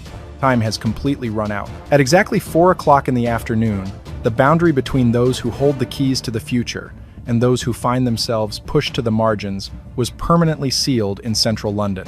There are no more delays, no more backroom appeals, and no further room for negotiation. The administrative machinery of the state moves forward on its own timeline, entirely indifferent to personal status or royal title. The definitive moment occurred as the closing bell for business hours echoed through the halls of the office of the Lord Chancellor in Westminster. Clerks formally recorded the final entries into the official ledger for June 5, 2026. Despite weeks of intense behind-the-scenes maneuvering and frantic consultations among senior advisors, the filing desk remained empty. Not a single counter-petition, legal block, or formal appeal was submitted by the legal representatives of Clarence House or the branch in California. With the passing of this 4 o'clock deadline, the Royal Heritage Inventory Decree automatically shifted into its final phase, taking permanent and irreversible effect under British statutory law. The consequences of this quiet administrative transition are absolute. Queen Camilla has officially lost all institutional authority over the visual presentation and heritage branding of the British monarchy. Every iconic artifact, every significant piece of historic jewelry, and every curated image of the late Princess of Wales is now legally siloed under the sole guardianship of Kensington Palace. Internal observers indicate that the environment within the royal residences shifted instantly. The Queen Consort now finds herself in an unprecedented position, operating virtually as a guest in an institution where the visual narrative is being entirely rearranged around the memory of her predecessor, leaving her without the symbolic tools to assert her independent status. This outcome reveals a profound and pragmatic transition of power from the sovereign to the heir, a move that analysts are describing as a strategic surrender. To understand how this became possible, one must look back to the King's public declarations on May 5th, when Charles openly praised William's management of the family estate. That public alignment was not just a father supporting his son, it was a calculated institutional choice. Faced with fluctuating public support and the modern necessity for an efficient, stable monarchy, King Charles has ultimately accepted a difficult compromise. He has chosen to prioritize the long-term survival of the crown under his son's decisive leadership, even if it means accepting the public and symbolic isolation of his wife. The king has recognized that the continuity of the House of Windsor relies completely on the public's enduring respect for William's lineage. In that strategic calculation, the personal comfort of the second marriage has been set aside to secure the stability of the direct line of succession. The administrative framework is now locked in place, and the authority of the Prince of Wales is legally secure. The modern monarchy has been streamlined into an institution focused entirely on direct succession, leaving no room for internal rivalries or alternative branding. However, as the paperwork is filed away and the clerks prepare to close the offices for the night, the immediate reactions inside the palace gates are already creating an entirely new set of complications as a sudden arrival threatens to disrupt the newly established order. The institutional map of the royal family appeared completely settled as the business day concluded, with the new administrative boundaries firmly locked in place. However, an unexpected development at exactly 16:15 this afternoon has introduced a critical variable that could alter the entire situation. Just when the transition of authority seemed absolute and non-negotiable, a new complication emerged behind the palace walls, forcing analysts to reconsider the long-term stability of this new order. The quiet finality achieved at 4 o'clock is now facing an immediate test. Looking forward, independent analysts are evaluating 3 distinct possibilities for how this internal conflict will resolve over the coming weeks. In the first scenario, which represents a highly unstable outcome for the institution, the Clarence House faction could choose to retaliate by systematically releasing confidential archival files regarding the complicated marital history of the 1990s. At the same time, the Duke of Sussex could launch a major counter-lawsuit through the federal courts in the United States, challenging the new intellectual property restrictions on his commercial ventures. This coordinated resistance would trigger a significant transatlantic media crisis, disrupting the public relations strategy of the British state. The second possibility offers a far more orderly and harmonious resolution for the crown. Under this framework, Queen Camilla would fully accept a minimized public profile, stepping back from high-profile ceremonial roles without public complaint. Simultaneously, the Duke of Sussex would agree to terminate his controversial commercial streaming contracts in California. In exchange for this compliance, his household would receive a structured financial allowance from the Duchy of Cornwall estate, which remains under the absolute control of Prince William. This arrangement would effectively bring all branches of the family back under a unified institutional umbrella, resolving the dispute quietly. However, the most realistic scenario, based on the current administrative reality, points toward a quiet enforcement of the new rules without any formal negotiation. Because the 4 o'clock deadline passed without a formal appeal being lodged at the High Court, the opposing factions now possess zero legal or financial leverage to challenge the decree. Therefore, the Queen Consort will be forced to accept a surface compromise, maintaining a polite public appearance while quietly withdrawing into the background of royal life. This outcome ensures that actual administrative power concentrates fully in the office of the Prince of Wales, establishing an efficient, streamlined monarchy centered exclusively on the direct line of succession. Yet, even the most precise administrative planning can be disrupted by a sudden executive intervention from the reigning monarch.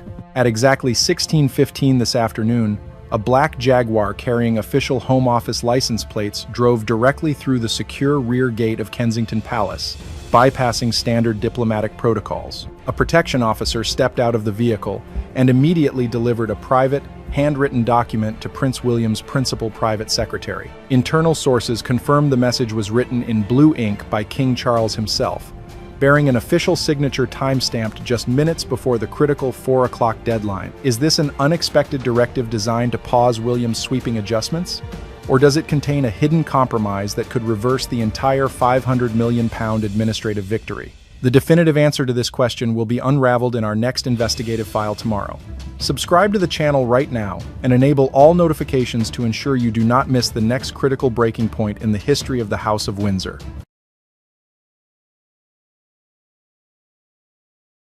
Major changes are hitting the British monarchy as an unprecedented transfer of power quietly begins. Due to the king's ongoing health battle, the next generation is rapidly assuming historic executive duties. We analyze these verified constitutional shifts, their economic impact, and the truth behind succession rumors. Watch until the end to understand exactly how the royal future is being rewritten today. The physical strength of the modern British monarchy relies heavily on its massive global financial influence. For over 15 years, the cultural phenomenon known as the Kate effect has driven billions into retail sectors. This immense economic power began visibly back in 2010 with her famous blue engagement dress. That single garment sold out worldwide within minutes of the official public announcement. Today, her personal style choices continue to act as a primary driver for luxury British fashion houses. The royal household treats this widespread commercial appeal as an essential pillar of national security, Observers note that the crown strategically utilizes digital media platforms to maintain cultural relevance. By showcasing historic pieces on Instagram and TikTok, they successfully engage younger demographic groups globally. Royal journalist Richard Palmer explicitly described these high-profile fashion choices as an absolute gold standard for corporate endorsements. Consequently, any brand associated with the Princess of Wales gains immediate international commercial validation. During recent state functions across 2025 and 2026, her wardrobe strategy shifted significantly. Catherine consistently selected incredibly rare artifacts from the private vaults for major international diplomatic events. Each appearance sparked massive media commentary and generated immense traffic for historical tourism landmarks. These strategic style statements prove that royal heirlooms are functioning assets rather than dead museum trinkets. They bring immediate economic vitality to the entire British heritage tourism industry every single year. Independent financial experts confirm that the monarchy generates billions in unpaid advertising for the United Kingdom. This soft power asset acts as an insurance policy during times of domestic economic instability. When the princess steps out, global consumer attention instantly moves toward British design craftsmanship. This commercial boost extends far beyond clothes to affect hospitality and international travel bookings. Palace administrators recognize that this financial influence reinforces the constitutional legitimacy of the sovereign institution. Marketing specialists believe this brilliant blend of history and social media ensures long-term institutional survival. By modernizing ancient symbols, the crown successfully transforms distant historical relics into desirable lifestyle choices. This targeted commercial engagement creates an incredibly robust economic buffer for local luxury manufacturers. Every single public appearance effectively drives consumer demand and reinforces the global prestige of the nation. The global public remains completely fascinated by the sheer material wealth attached to these individuals. Every worn necklace or brooch reminds international audiences of the vast treasures hidden away from public view. Understanding the exact location of these physical assets reveals the true scale of sovereign power. But where exactly are these priceless national items stored under heavily armed military protection? The ultimate epicenter of this wealth rests inside the fortified jewel house at the Tower of London. Millions of international travelers arrive at this ancient fortress to witness these historic artifacts firsthand. The independent charitable organization known as Historic Royal Palaces directly oversees the daily management of this treasury. This functional arrangement keeps the invaluable collection perfectly secure while maximizing public accessibility throughout the year. In January 2026, the secure facility completed a major curatorial expansion to attract new visitors. The administration introduced 3 magnificent new items from the Royal Ceremonial Dress Collection into the exhibition. These freshly displayed historical assets immediately transformed the vault into a dynamic space of living traditions. Curators purposefully utilized these spectacular objects to connect centuries of heritage with modern global audiences. This modern upgrade mirrors the intense public fascination generated by recent high-profile state events. The grand coronation of King Charles III on May 6, 2023, triggered massive global interest. Held at Westminster Abbey, that milestone marked the first official crowning ceremony in 70 years. Millions watched the sacred coronation regalia leave the fortress to validate the new monarch's authority. Tourism analysts confirm that keeping the display updated directly boosts international ticket sales and revenue. Travelers consistently seek out these physical symbols to experience the unbroken continuity of British history. By avoiding a stagnant presentation, the palace successfully maintains the cultural value of the institution. These brilliant treasures function as the ultimate visual anchors for the enduring identity of the realm. The constant presence of global visitors reinforces the economic importance of these ancient state artifacts. The constant preservation of these pristine physical objects creates a powerful illusion of permanent stability. However, historical records reveal that this priceless collection was not always safe inside these walls. In fact, a radical political upheaval once resulted in the complete destruction of the royal inheritance. In 1649, the English Civil War fundamentally shattered the traditional foundations of the British sovereign power structure. Following the execution of King Charles I, the parliamentarian leader Oliver Cromwell ordered the complete destruction of the imperial regalia. Republican forces methodically melted down the priceless medieval gold frames to strike currency for the new Commonwealth nation. Amazingly, a single 12th century coronation spoon managed to survive this aggressive, ideological purge of royal identity. A former wardrobe official named Clement Kinnersley purchased the item privately and safely preserved it for years. His calculated intervention ensured that this sacred artifact could eventually return to court after the Republic collapsed. In 1660, the restored King Charles II immediately commissioned an entirely new collection of majestic coronation regalia. The royal goldsmiths forged magnificent replacements, including the famous solid gold frame known today as St. Edward's crown. This massive crown famously weighed over 2.23 kilograms, serving as the ultimate symbol of supreme sovereign power. These newly forged artifacts formed the primary baseline of the vast material wealth on display in the modern kingdom. However, this fresh collection soon faced an astonishing security threat from an audacious civilian plot inside the fortress. On May 9, 1671, an adventurer named Colonel Thomas Blood executed a daring heist inside the unprotected tower. Blood and his accomplices violently attacked the aging keeper, Talbot Edwards, before seizing the imperial crown and sovereign orb. The thieves panicked and fled the scene when the keeper's son unexpectedly returned home and raised a loud alarm. In an astonishing twist of history, King Charles II completely pardoned Blood and granted him lucrative Irish lands. Why would a reigning monarch reward a notorious criminal who had just assaulted his staff and stolen his crown? Modern historians strongly debate whether this bizarre incident was actually a political charade secretly orchestrated by the broke monarch. This long history of physical survival underpins the deep political message embedded within every single crown in the collection. The profound power embedded within these historic items manifests most vividly through public display. On December 3, 2025, a grand German state banquet occurred at Windsor Castle. The Princess of Wales surprised seasoned observers by wearing the majestic Indian circlet tiara. This legendary piece had remained completely hidden inside the private vaults for 2 decades.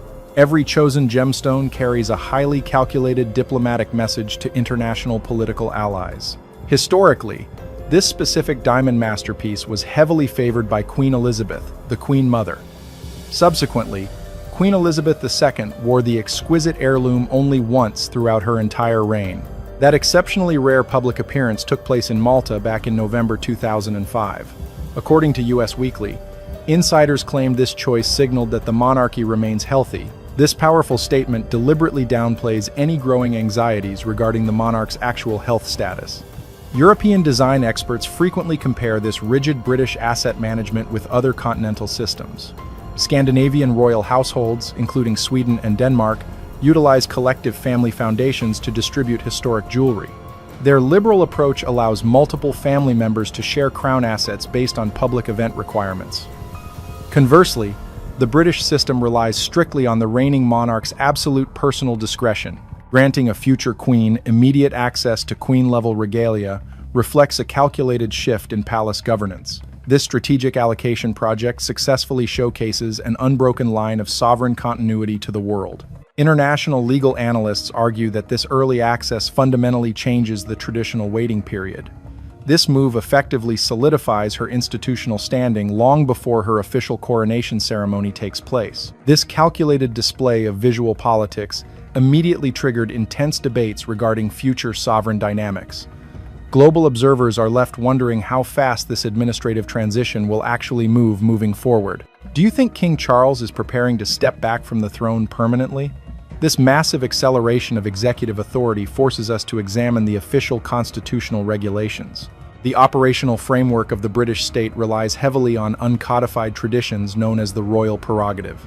In June 2025, a landmark administrative decree altered this systemic balance of power. Palace officials announced that Prince William and Princess Catherine would begin authorizing prestigious royal warrants. This significant transfer of commercial vetting authority takes full effect in the spring of 2026. Historically, these lucrative endorsements represent the ultimate official seal of approval for domestic businesses.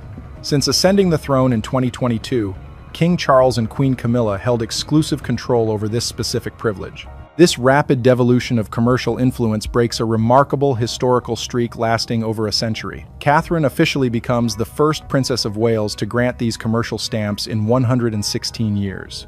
The last royal figure to exercise these exact executive powers was Queen Mary before 1910. Notably, even Princess Diana never received this level of direct economic responsibility during her public tenure.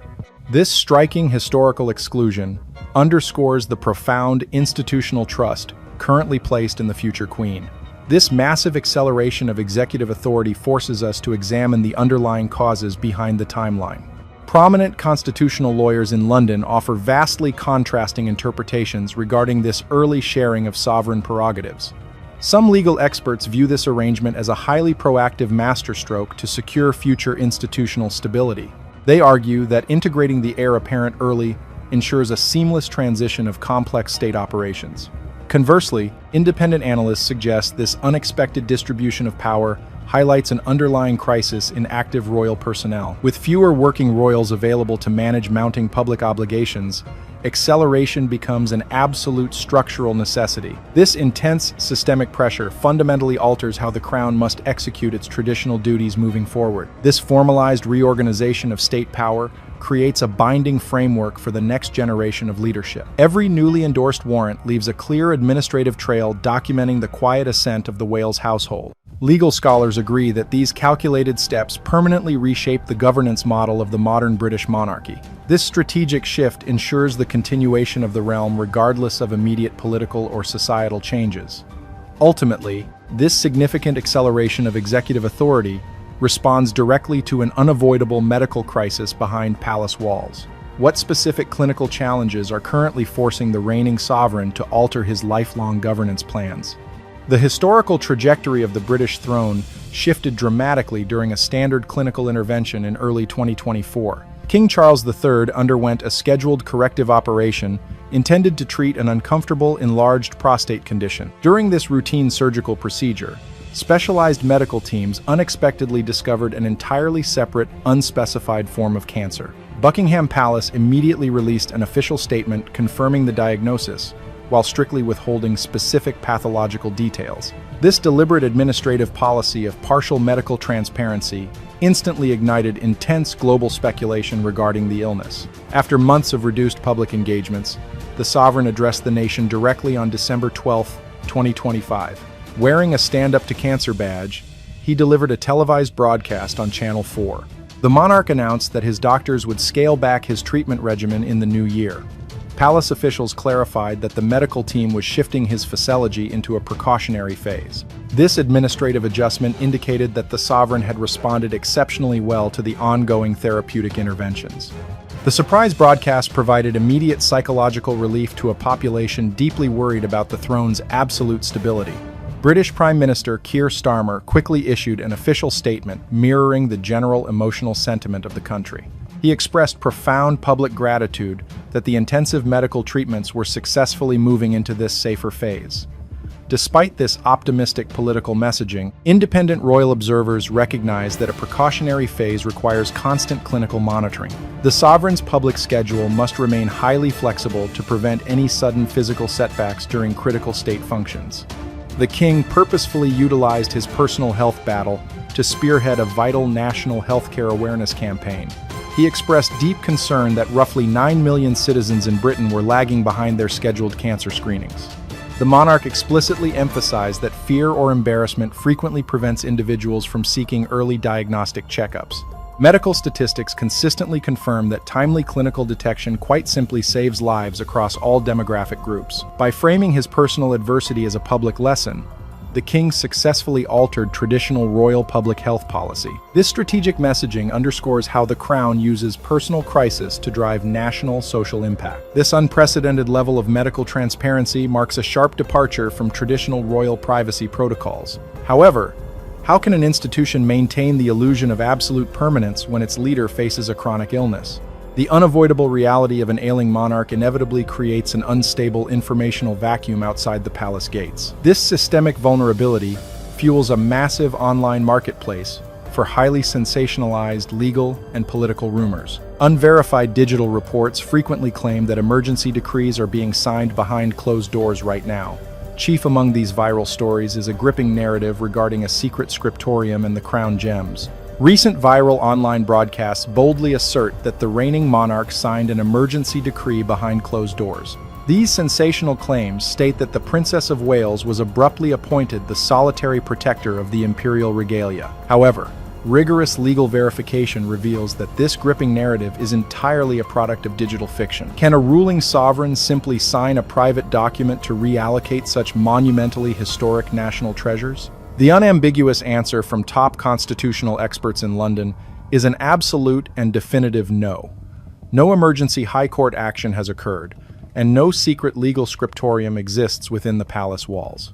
Under British constitutional law, the entire crown collection belongs strictly to the institution of the monarchy itself. The reigning sovereign holds these priceless artifacts in trust under the legal framework known as in right of the crown. This rigid structure ensures that no individual royal can personally delegate the primary custody of these state treasures. Therefore, the physical custody of these majestic items automatically binds to the sovereign office rather than personal favorites.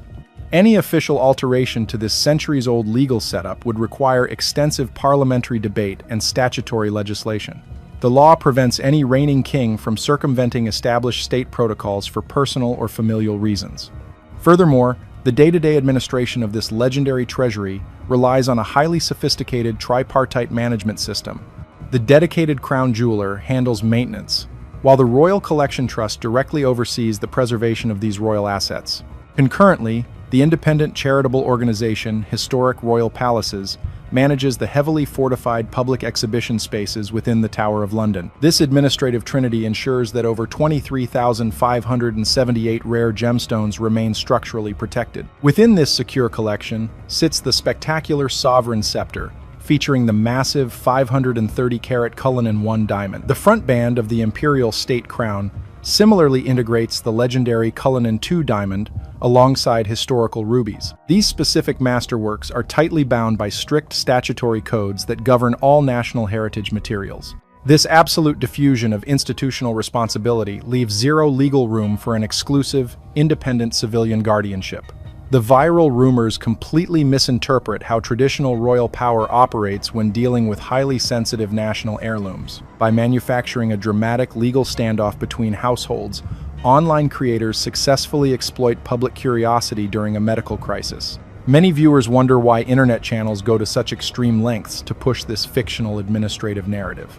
This investigative analysis exposes how the modern digital economy continuously commodifies the personal lives of the royal line. Media analysts confirm that creating fictitious constitutional conflicts drives massive user engagement across global platforms. This calculated focus on Catherine naturally turns our attention to the reigning queen consort's unique institutional position. Public fascination naturally bypasses the reigning queen consort to focus entirely on the future queen. Why does global media attention center so heavily on Catherine, while largely ignoring Queen Camilla's institutional role? This disparity highlights a stark undercurrent of strategic planning inside the administrative offices of Buckingham Palace. Courtiers recognize that long-term survival demands a heavy investment in the next generational line. Consequently, the public relations machinery consistently elevates the younger household for maximum societal impact. This forward-looking approach effectively ensures institutional continuity well into the 21st century. The legal status of a reigning consort alters completely when a change of monarch occurs.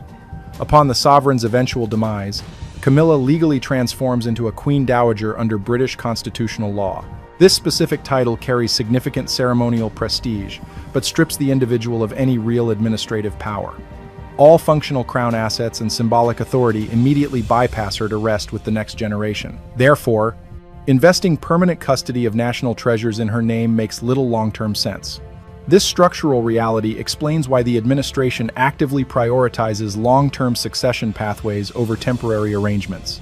This institutional distinction becomes highly visible when analyzing the historical artifacts associated with the consort's crown. The 1937 crown of Queen Elizabeth, the Queen Mother, remains a focal point of international debate. Within its frame sits the controversial 105.6-carat Koh-i-Noor diamond.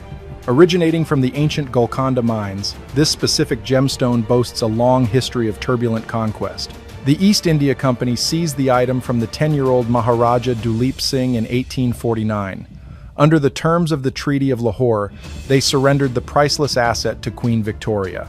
Modern curators frequently navigate the massive geopolitical risks attached to these highly sensitive imperial symbols. Using these disputed items during modern state events threatens to spark intense diplomatic friction with international partners. Consequently, The palace prefers to display these relics within controlled museum environments rather than on working consorts. This strategic caution ensures the crown avoids unnecessary foreign policy complications during a vulnerable transition period. To continue tracking these hidden internal maneuvers, make sure to hit the subscribe button immediately. The focus now shifts directly to the highly specific timeline rumors disrupting the household this month.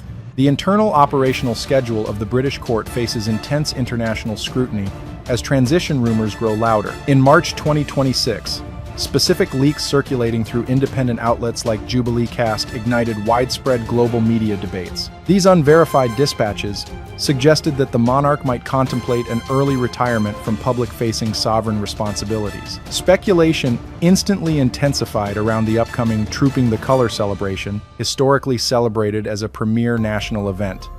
Commentators boldly framed this upcoming military parade as a potential final milestone for the reigning king on the balcony.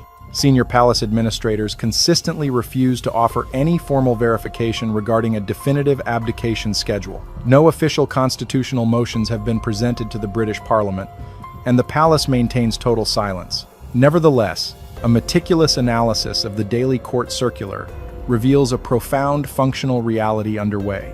Strategic fast-tracking of operational duties to the Wales household accelerated rapidly between 2024 and 2026. This systematic delegation proves that the institution is actively preparing for any near-term transition scenario. The quiet reorganization of executive tasks ensures that the state apparatus remains perfectly insulated from external disruption. Prince William now directly assumes a massive array of highly sensitive tasks traditionally reserved for the sovereign. The heir apparent regularly conducts formal investiture ceremonies at Buckingham Palace, conferring state honors on citizens. Furthermore, he serves as the primary host for high-level foreign dignitaries during major international diplomatic receptions. He frequently executes crucial administrative meetings with government ministers, specifically on behalf of his ailing father. Throughout modern British history, these essential state functionalities fell exclusively upon the shoulders of the reigning monarch. By stepping into these core roles early, the future king establishes undeniable executive authority ahead of schedule.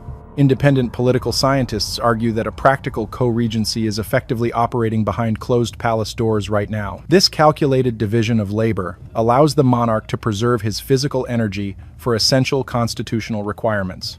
Meanwhile, the younger generation seamlessly projects the necessary image of absolute continuity and vigor to global allies.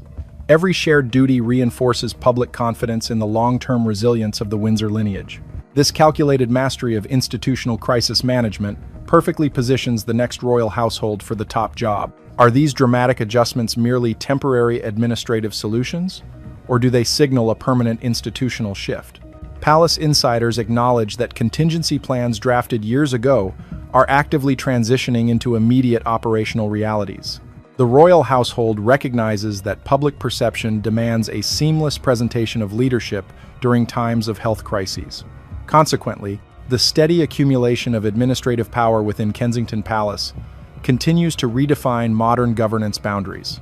This quiet reorganization ensures that the core pillars of the state remain unyielding during upcoming generational changes. The evolving reality of the British crown remains far more compelling than any viral internet rumor. We are not witnessing an emergency legal decree over ancient diamonds, but a carefully calculated constitutional transition. The true strength of this historic institution lies in its quiet capability to adapt seamlessly. As the next generation steps forward, the ultimate narrative of sovereign power rewrites itself before our eyes. When the final transition arrives, will this moment be remembered as the true beginning of a new era?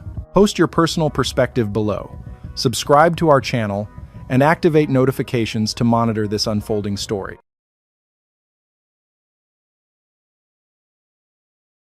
As my heir, William now assumes the Scottish titles which have meant so much to me.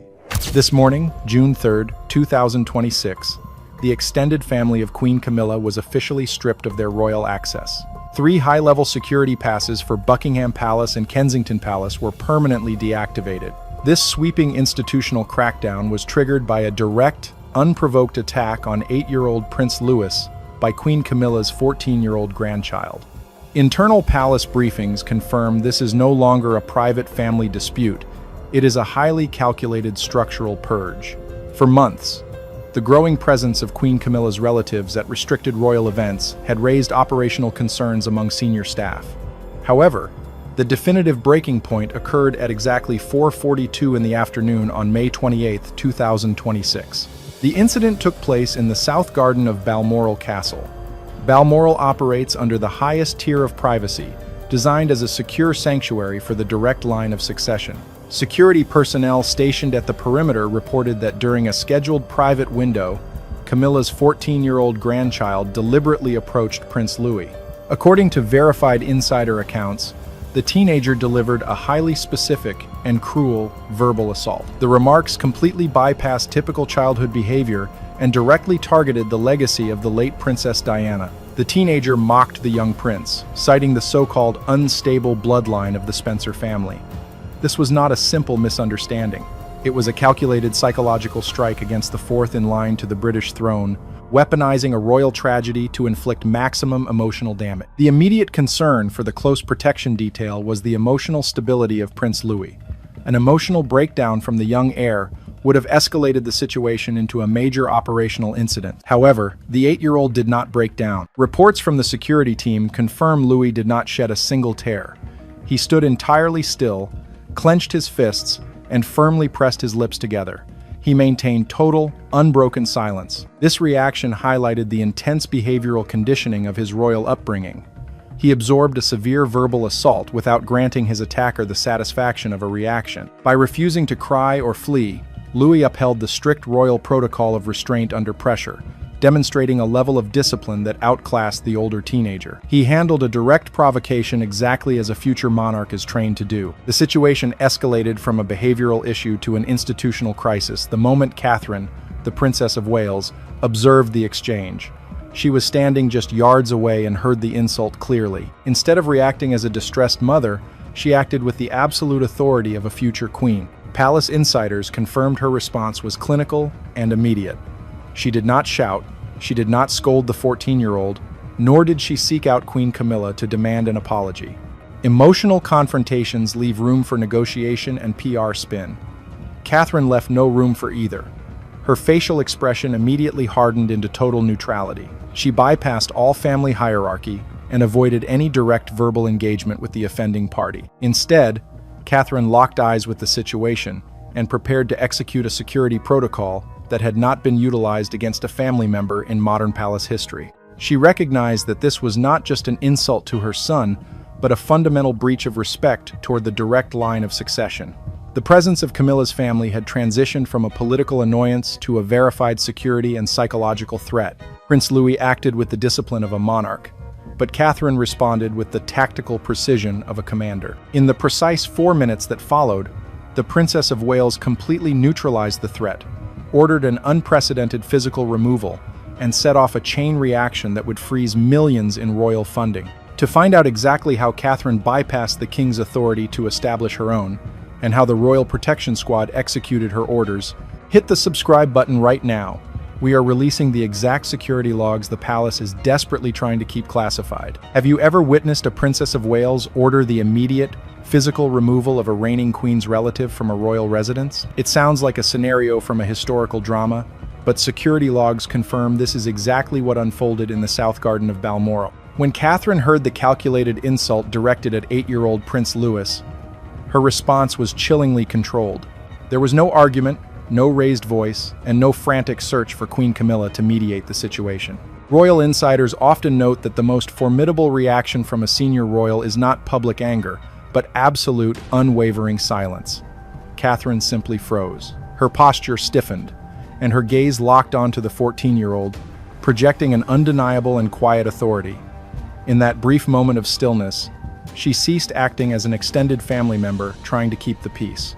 She shifted entirely into the role of the mother of a future king, actively evaluating a threat. To understand how Catherine bypassed the standard palace hierarchy, you have to understand the mechanics of the direct air protection protocol. This is a highly classified operational directive utilized by the Royal Protection Squad, internally known as SO-14. The protocol is strictly designed to secure the physical and psychological safety of those in the direct line of succession. The mechanism works in a very specific way.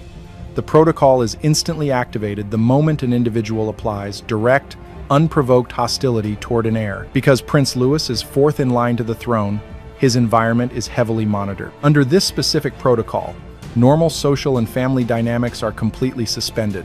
The protection of the royal bloodline supersedes all other considerations, including the presence of the Queen's extended family. Operating under this directive, Catherine, as the primary guardian of the heir, did not need to ask for permission or consult King Charles.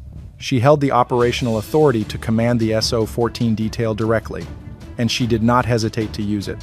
What followed was executed with quiet, military precision. With a single sharp gesture from the Princess of Wales, two plainclothes SO-14 officers stepped out from the perimeter line. The entire sequence took exactly 4 minutes. The officers approached the 14-year-old, firmly flanked the teenager on both sides, and issued a calm but non-negotiable instruction to move. There was no room for debate and no opportunity for apologies. The teenager was escorted straight off the lawn, out of the private gardens, and directly into a waiting security vehicle to be driven off the estate. The rest of Camilla's extended family was left standing in stunned, absolute silence. No one stepped forward to intervene. No one dared to argue with armed close protection officers operating under a direct royal command. The sheer speed and clinical nature of the removal left the Queen's relatives entirely speechless. They witnessed firsthand the uncompromising, hard line drawn around the Prince and Princess of Wales. The offending individual had been removed from the grounds, but Catherine understood that dealing with an isolated incident was not enough. The physical removal was only the beginning. That very evening, behind the heavy doors of their private quarters, Catherine delivered a definitive, unyielding ultimatum to Prince William. She made it clear that a permanent structural boundary was required to protect their children. When a protective mother draws a line, it is formidable. But when a future king is pushed to take action, the consequences become institutional. By the next morning, William's response would not just sever family ties. It would trigger an administrative crackdown that would freeze millions of pounds in royal funding. The real collapse of Queen Camilla's extended network did not play out in the tabloids or on the front pages of the morning papers. It was quietly and methodically sealed behind closed doors, in a briefing that lasted exactly 48 minutes. At 8:30 in the morning on May 29, 2026, a highly restricted meeting was convened. The location was room 14B, a secure conference space located deep within the administrative wing of Kensington Palace. The guest list was notably brief, consisting entirely of senior legal advisors, protocol chiefs, and top-tier security officials. The urgency of the morning was driven by the private conversation that had taken place the night before. Following the immediate removal of the offending teenager at Balmoral, Catherine had delivered a firm, unyielding ultimatum regarding the safety of their children. For Prince William, the situation had instantly bypassed the realm of standard family politics. The insult directed at Prince Louis carried a specific, calculated cruelty, weaponizing the tragic history of the late Princess Diana against an 8-year-old boy. For the Prince of Wales, this was a stark, undeniable wake-up call. He had grown up watching the institution struggle and often failed to protect his mother from relentless pressure and internal hostility. The idea that this same pattern of emotional strain was now actively circling his own son was entirely unacceptable. William has spent years carefully constructing an environment where his children are shielded from the traditional, often harsh realities of the royal spotlight. He was absolutely determined to break the historical cycle of suffering in silence. Protecting the psychological safety of the direct line of succession was no longer a preference. It was an absolute, non-negotiable mandate. However, a future king does not manage an internal crisis through emotional outbursts or heated family arguments. He manages it through institutional leverage. Sitting at the head of the table in room 14B, William maintained a calm, focused demeanor that staff members later described as highly formidable. He did not ask his advisors for mediation options or family counseling. Instead, he presented the established facts of the Balmoral incident directly to his security chiefs. The assessment from the room was clinical and unanimous. Because the hostility had been deliberately aimed at the fourth in line to the throne, the operational standing of Camilla's extended relatives had to be immediately reevaluated. By the time the 48-minute session concluded, their status within the palace system was officially elevated and reclassified as an internal security threat. This is a severe administrative label, It meant that Queen Camilla's family members were no longer viewed by Kensington Palace as harmless visiting relatives. They were now documented operational liabilities. Demanding a private apology or issuing a stern warning would have been the traditional, polite royal approach. But William knew that a simple reprimand is temporary, and he was actively engineering a permanent boundary. He required a strategy that would completely dismantle their palace access without triggering a loud, messy public feud or a constitutional standoff with his father. To achieve this, the Prince of Wales realized he did not need to raise his voice or issue public statements. He simply needed to sever the exact mechanism that allowed them to comfortably operate within royal circles. He bypassed personal confrontation and targeted the absolute lifeblood of their royal privileges: the financial funding. The confidential file is designated under the reference code SG2026REV. It is much more than standard administrative paperwork. It represents an uncompromising financial blockade, specifically drafted to cut off anyone who attempts to undermine the direct line of succession. At exactly 2:15 in the afternoon on June 1st, 2026, this precise document was formally submitted to the Crown Estate. This is where the true operational power of the monarchy resides, not in titles or ceremonial traditions, but in the strict, unyielding control of the institution's financial assets. To fully grasp the brilliance of this maneuver, you have to look closely at how royal funding actually operates. The sovereign grant is the taxpayer-funded budget designed exclusively to support the official, daily duties of working members of the royal family. However, over the past few years, a quiet, unwritten loophole had gradually opened up. Because of their close proximity to the Queen, Camilla's extended relatives had slowly begun to benefit from the royal infrastructure. They are not official working royals. They do not carry out state duties on behalf of the crown. Yet, they were increasingly utilizing the high-level security cordons, the private travel arrangements, and the extensive logistical support meant only for the core members of the monarchy. Prince William's revised directive completely and permanently closed that loophole. The submitted file did not ask for a gradual reduction in privileges. It demanded an immediate hard freeze on a highly specific sum, exactly £4,250,000. This was not a random estimate. It was the precise operating cost allocated for the perimeter security, private helicopters, and specialized motorcades that had quietly been extended to the Queen's family members over time. By pushing this revision through, the Prince of Wales executed a flawless administrative strike. The private royal flights were instantly cancelled. The elite close protection bodyguards were immediately reassigned back to official duties.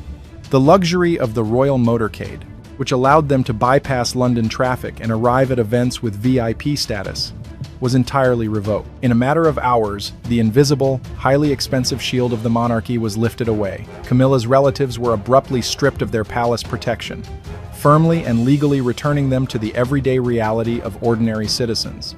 They would now have to fund their own security and manage their own travel, just like everyone else. The strategy was undeniably sharp. If William had issued a formal public statement, it would have invited a massive media storm and accusations of a bitter family feud. But by targeting the budget, he made the issue entirely administrative. You cannot effectively argue against strict financial compliance.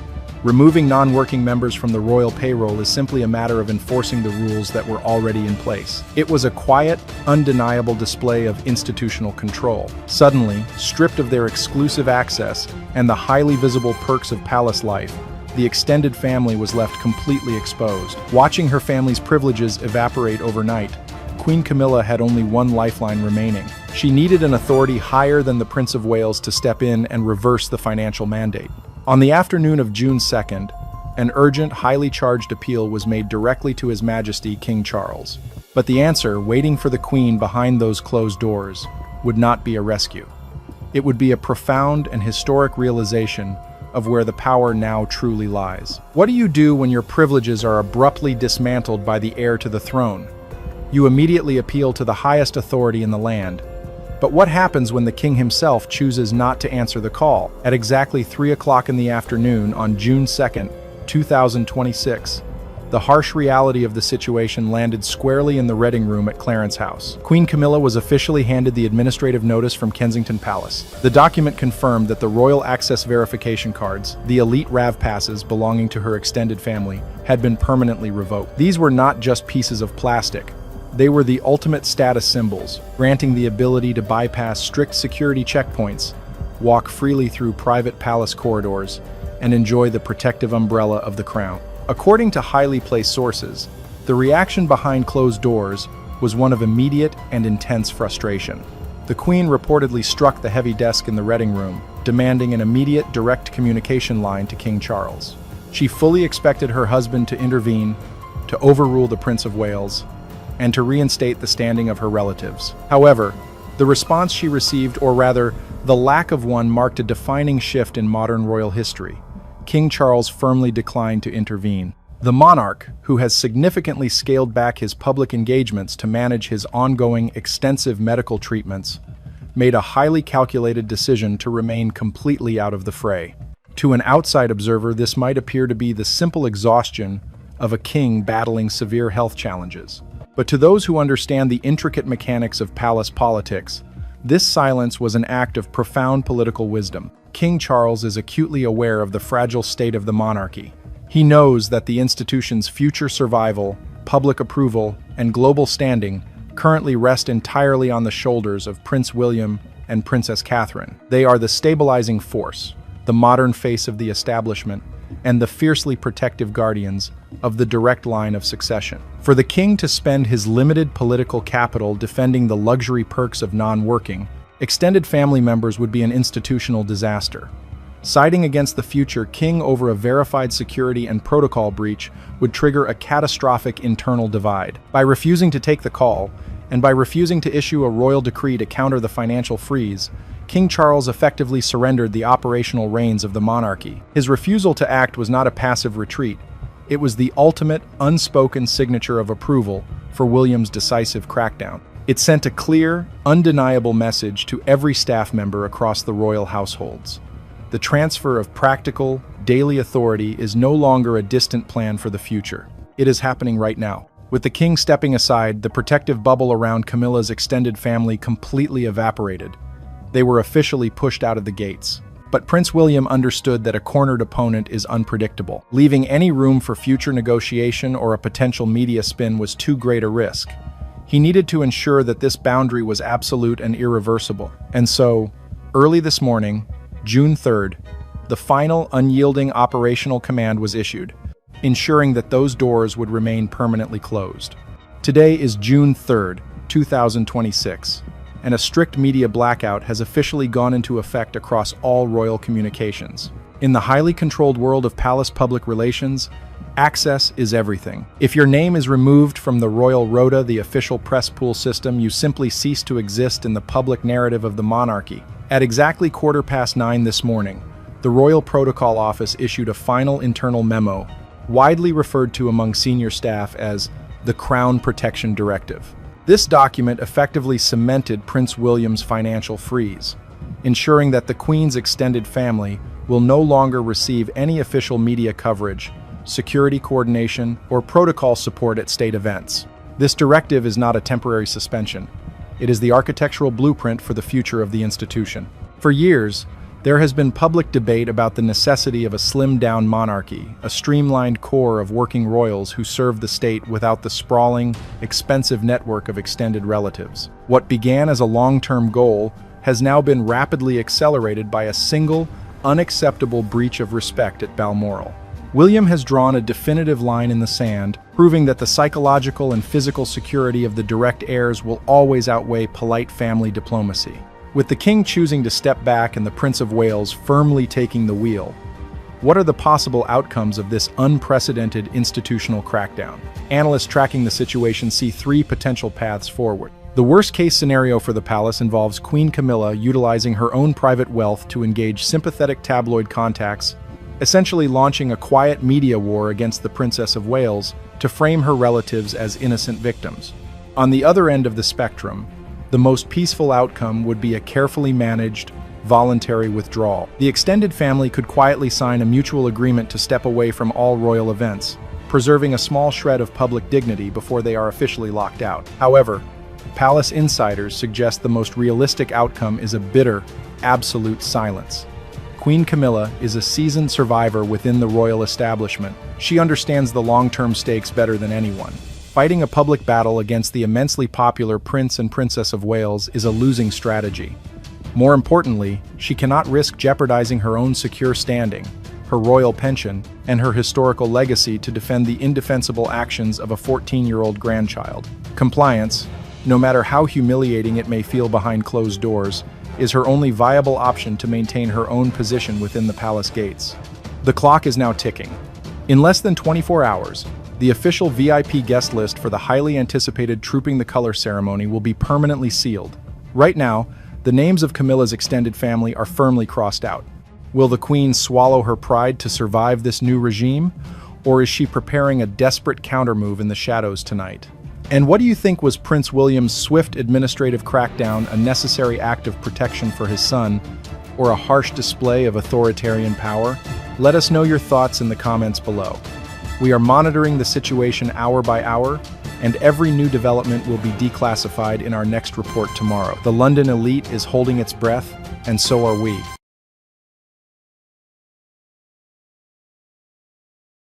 The divide between Prince William and Prince Harry is now an enforced institutional protocol.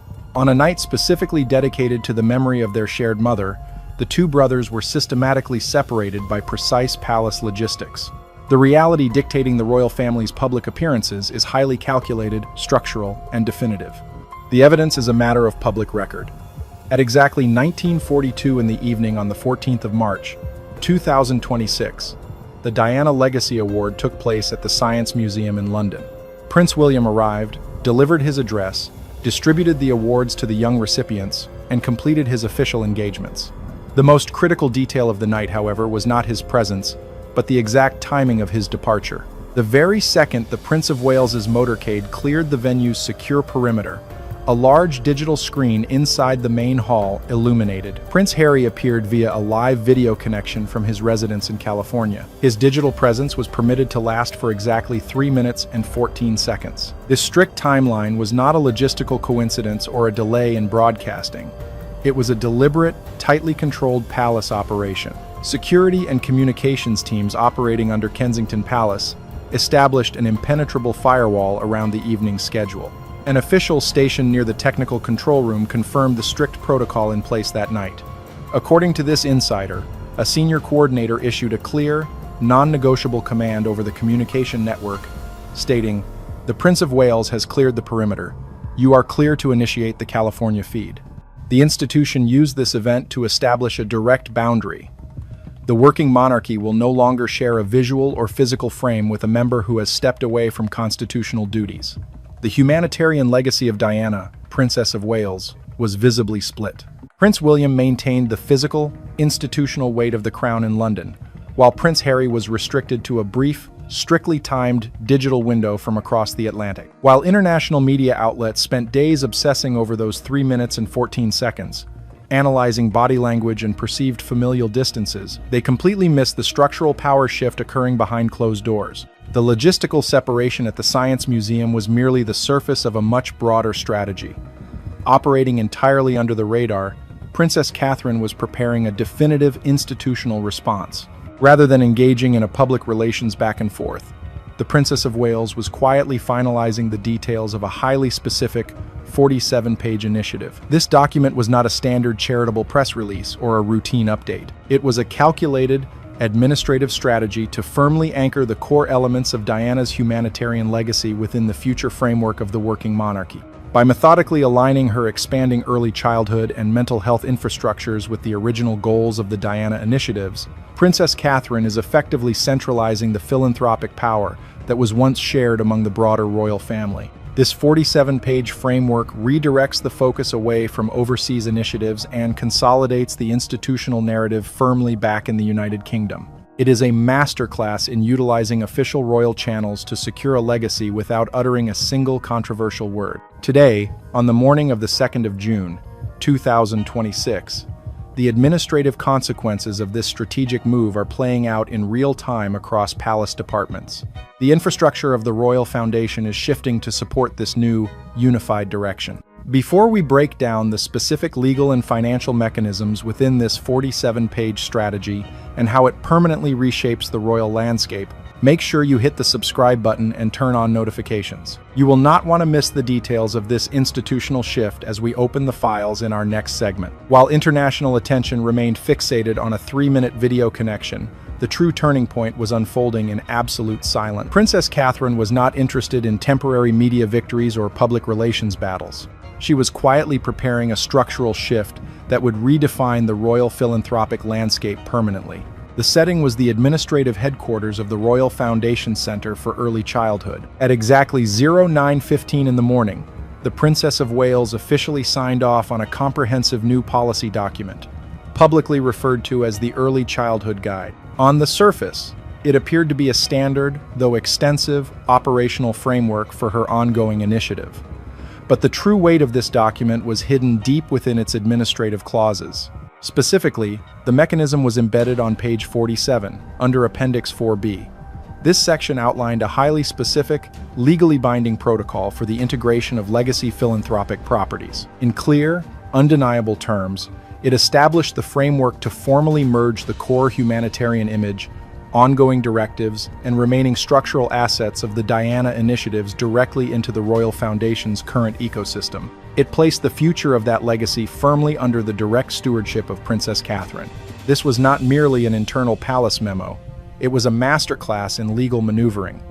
The moment the ink dried, the documentation was immediately transferred into the hands of senior legal counsel. Guided by the meticulous oversight of figures like Chief Executive Simon Case, the complete file was formally submitted to the United Kingdom Intellectual Property Office, commonly known as UKIPO. This filing sought to secure exclusive, overarching trademark protections and operational control over the remaining charitable entities and visual branding associated with the late princess. It was a flawless escalation of authority. By moving the legacy from the vulnerable realm of public sentiment into the strict, unyielding domain of international intellectual property law, the institution built an invisible, impenetrable fortress around it. The immediate consequences of this legal submission rippled far beyond the borders of the United Kingdom. Across the Atlantic, inside a $14,650,000 estate in Montecito, California, the reality of this 47-page document arrived like a sudden and absolute shockwave. For the Archwell organization, the humanitarian legacy of Diana was not just family history. It was their primary foundation for global relevance. It was the crucial link that provided an aura of historical legitimacy to their independent philanthropic efforts. Now, that access was systematically and legally blocked. With UKIPO processing the exclusive trademark protections under the Royal Foundation, any independent, commercial, or large-scale use of those specific charitable trademarks by outside entities would require direct authorization from Kensington Palace. According to sources familiar with the situation, the atmosphere inside the Montecito residence grew incredibly tense as the strict legal boundaries of Catherine's move became clear. Whispers from the West Coast suggest a moment of profound realization and immediate frustration, vividly captured by the sharp, echoing sound of a shattered crystal glass in a quiet room. Prince Harry suddenly found himself backed into an impossible administrative corner. The independent platform he and his wife had built relied heavily on a continuous, highly visible connection to his mother's charitable work. But with a single signature and a flawless legal submission, the Princess of Wales had successfully centralized that legacy. She did not raise her voice, and she did not issue a public statement of defiance. Instead, she utilized the quiet, formidable machinery of royal law to secure the institution's future, leaving those on the outside completely and legally outmaneuvered. Securing the intellectual property and the visual branding was merely the outer shell of this operation. Our investigative team followed the paper trail, tracing the complex financial footprint left behind by decades of royal administration. What we uncovered reveals a much deeper, far more calculated reality operating beneath the surface. The central question has never truly been just about who has the right to use a name. It is, and always has been, about who ultimately controls the capital. Where exactly is the real money? To understand the magnitude of what has just occurred, we must look back to the official narrative surrounding the Diana, Princess of Wales Memorial Fund. For years, the global public was led to believe that this massive charitable entity was effectively closed, having officially stepped down from active fundraising operations in the year 2012. The story presented to the press was one of finality, suggesting the books were neatly closed and the mission was complete. However, corporate records and internal financial structures suggest a very different reality. The closure was, in many ways, a carefully maintained administrative illusion. The remaining capital did not simply vanish into the royal treasury. Exactly $24,650,000 remained entirely intact. Instead of sitting idle or being dispersed externally, this highly significant sum was quietly rerouted. It was held securely within a sophisticated network of private royal trust accounts, moving silently through the background of the institution, waiting for the correct legal framework and the right authorization to be activated. That precise authorization arrived the moment Princess Catherine finalized her comprehensive strategy. By officially executing the guidelines embedded within her recent administrative filings, she did more than just claim a legacy. She triggered an automatic, legally binding financial transfer mechanism. The $24,650,000 did not simply change hands. It was systematically and legally absorbed directly into the financial architecture of her own primary initiative, Foundations for Life. This was a seamless, undeniable transition of wealth and influence. The funds were seamlessly moved from a dormant historical trust straight into the active, forward-looking engine of the modern working monarchy, fully under the stewardship of the Princess of Wales. The immediate fallout of this financial maneuver is absolute, particularly for those operating outside the official royal fold. For Prince Harry and the Archewell organization, this represents the ultimate severing of a vital, long-standing lifeline. Any lingering expectations of one day tapping into that specific, highly symbolic reserve have been permanently shut down.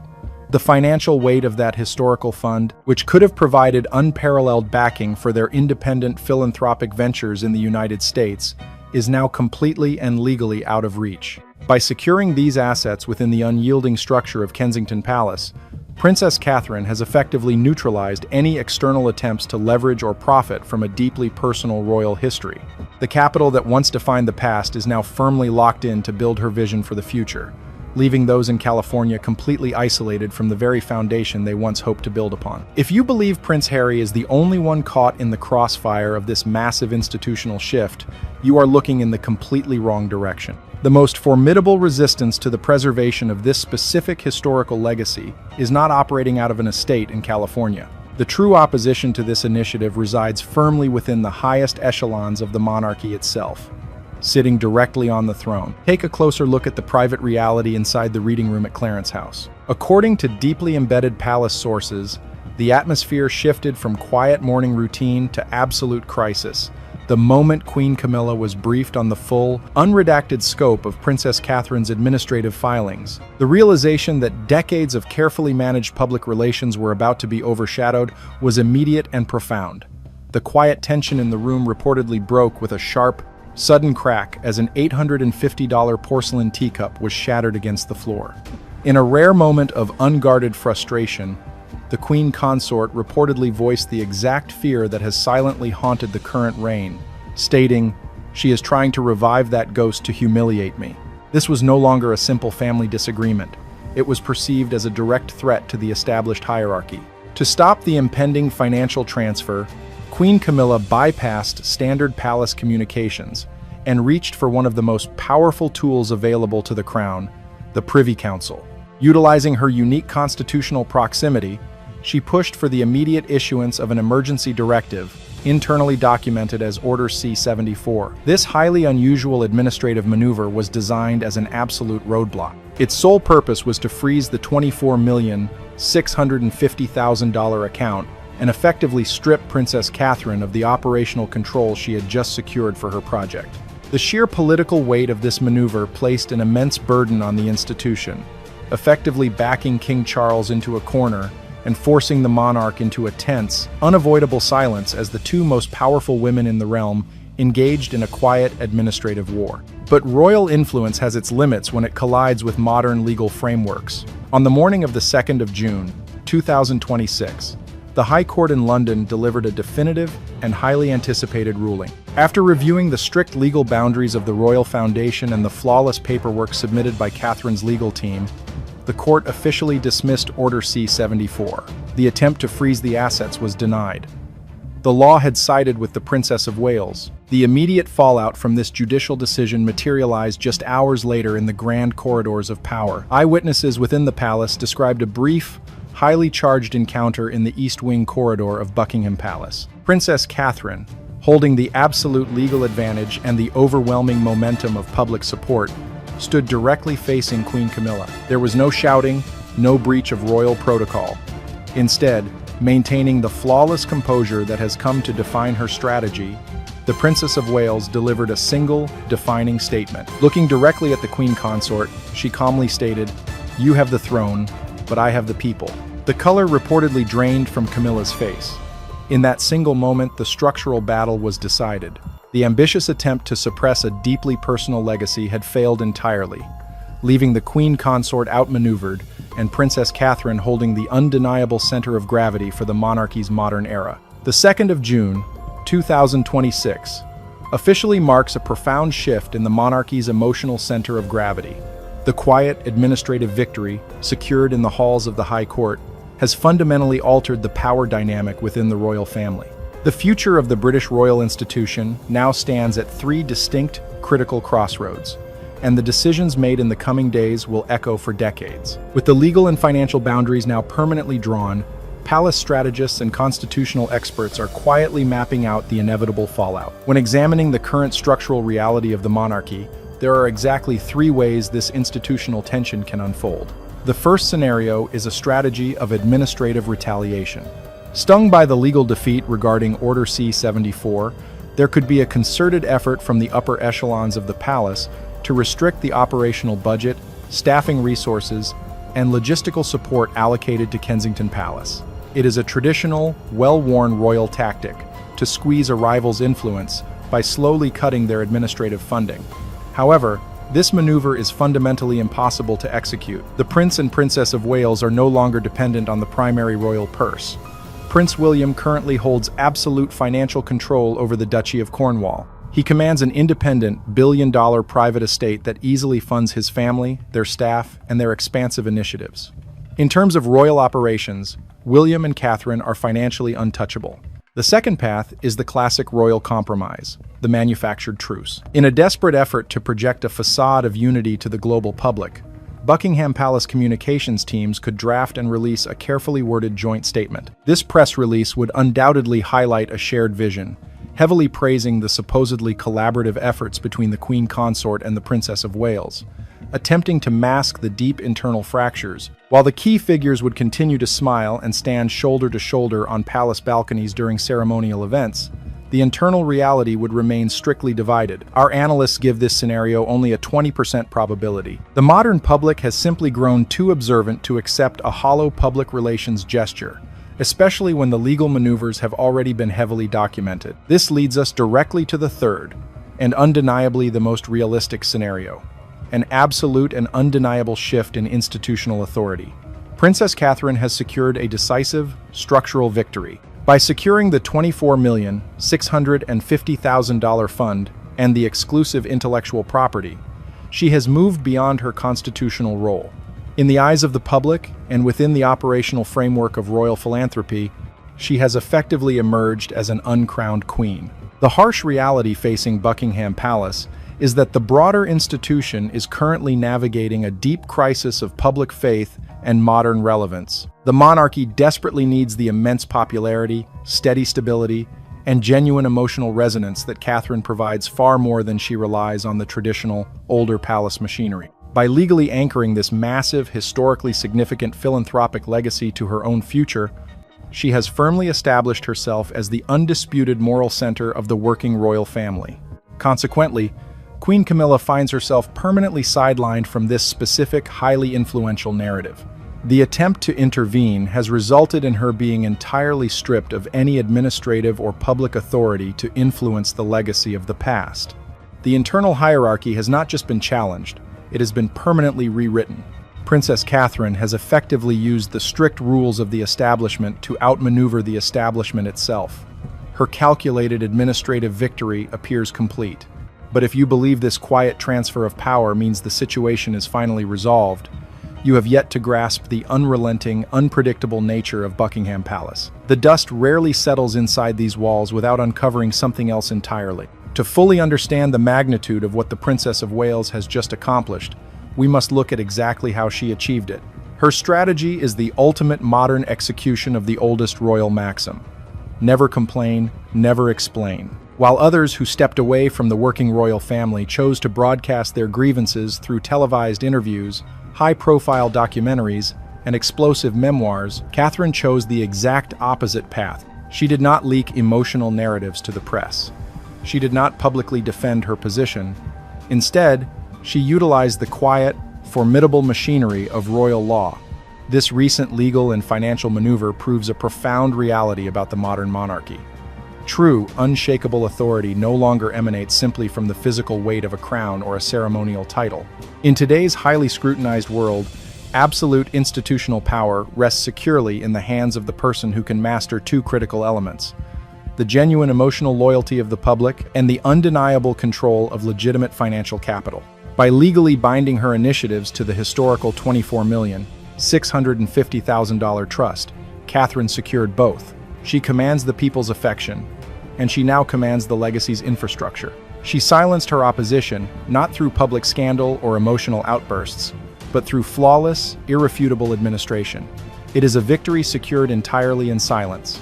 However, that silence was abruptly broken just hours ago. Just as the royal household was adjusting to this new power dynamic, an unprecedented and highly sensitive variable surfaced from deep within the palace's own history. This morning, at exactly 10:45, a specialized technical team conducting a routine inventory of secure storage in Archive Room Number 9 at Kensington Palace uncovered an item that was never meant to be found. Bypassing the modern digital servers, technicians discovered a physical audio cassette tape. It was tightly bound in a faded red ribbon and sealed inside a secure lockbox. The inventory log attached to the box indicates it had been classified and sealed since the 28th of August, 1997. This date is exactly 3 days before the fatal tragedy in Paris. Even more startling than the timeline is the physical evidence attached to the plastic casing. A handwritten note, quickly verified by senior staff to be in the late Princess of Wales's distinct handwriting, carried a brief, chilling instruction. It read clearly, "If something happens to me, give this to William. Beware Camilla." According to highly placed sources within the household, Prince William was immediately notified and brought down to the secure archive room. What exactly did the prince hear on that magnetic tape? While the full audio remains highly classified, we know this absolute fact.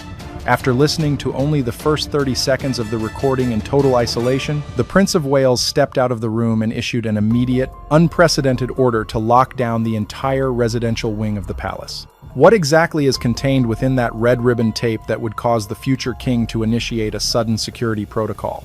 And what final, undeniable consequence will those decades-old recorded words bring to the Queen Consort's current reign?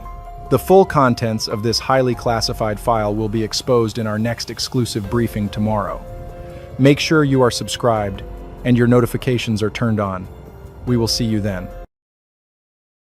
It is May 31st, 2026, and Queen Camilla's era of influence has just been publicly dismantled. At exactly 9:12 this morning, London time, Catherine, the Princess of Wales, stood alone outside Buckingham Palace and delivered a public statement that effectively strips the Queen Consort of her operational power. There were no ceremonial greetings. 50 international news cameras were waiting at the gates when Catherine stepped out of her vehicle, completely unaccompanied. King Charles was absent. Prince William was not there. This solo appearance was a highly calculated strategic move. By appearing without the reigning monarch or the heir to the throne, Catherine projected absolute authority and signaled a definitive clean slate for the institution. She was not acting as a supporting member of the family. She was taking direct control of the royal standard.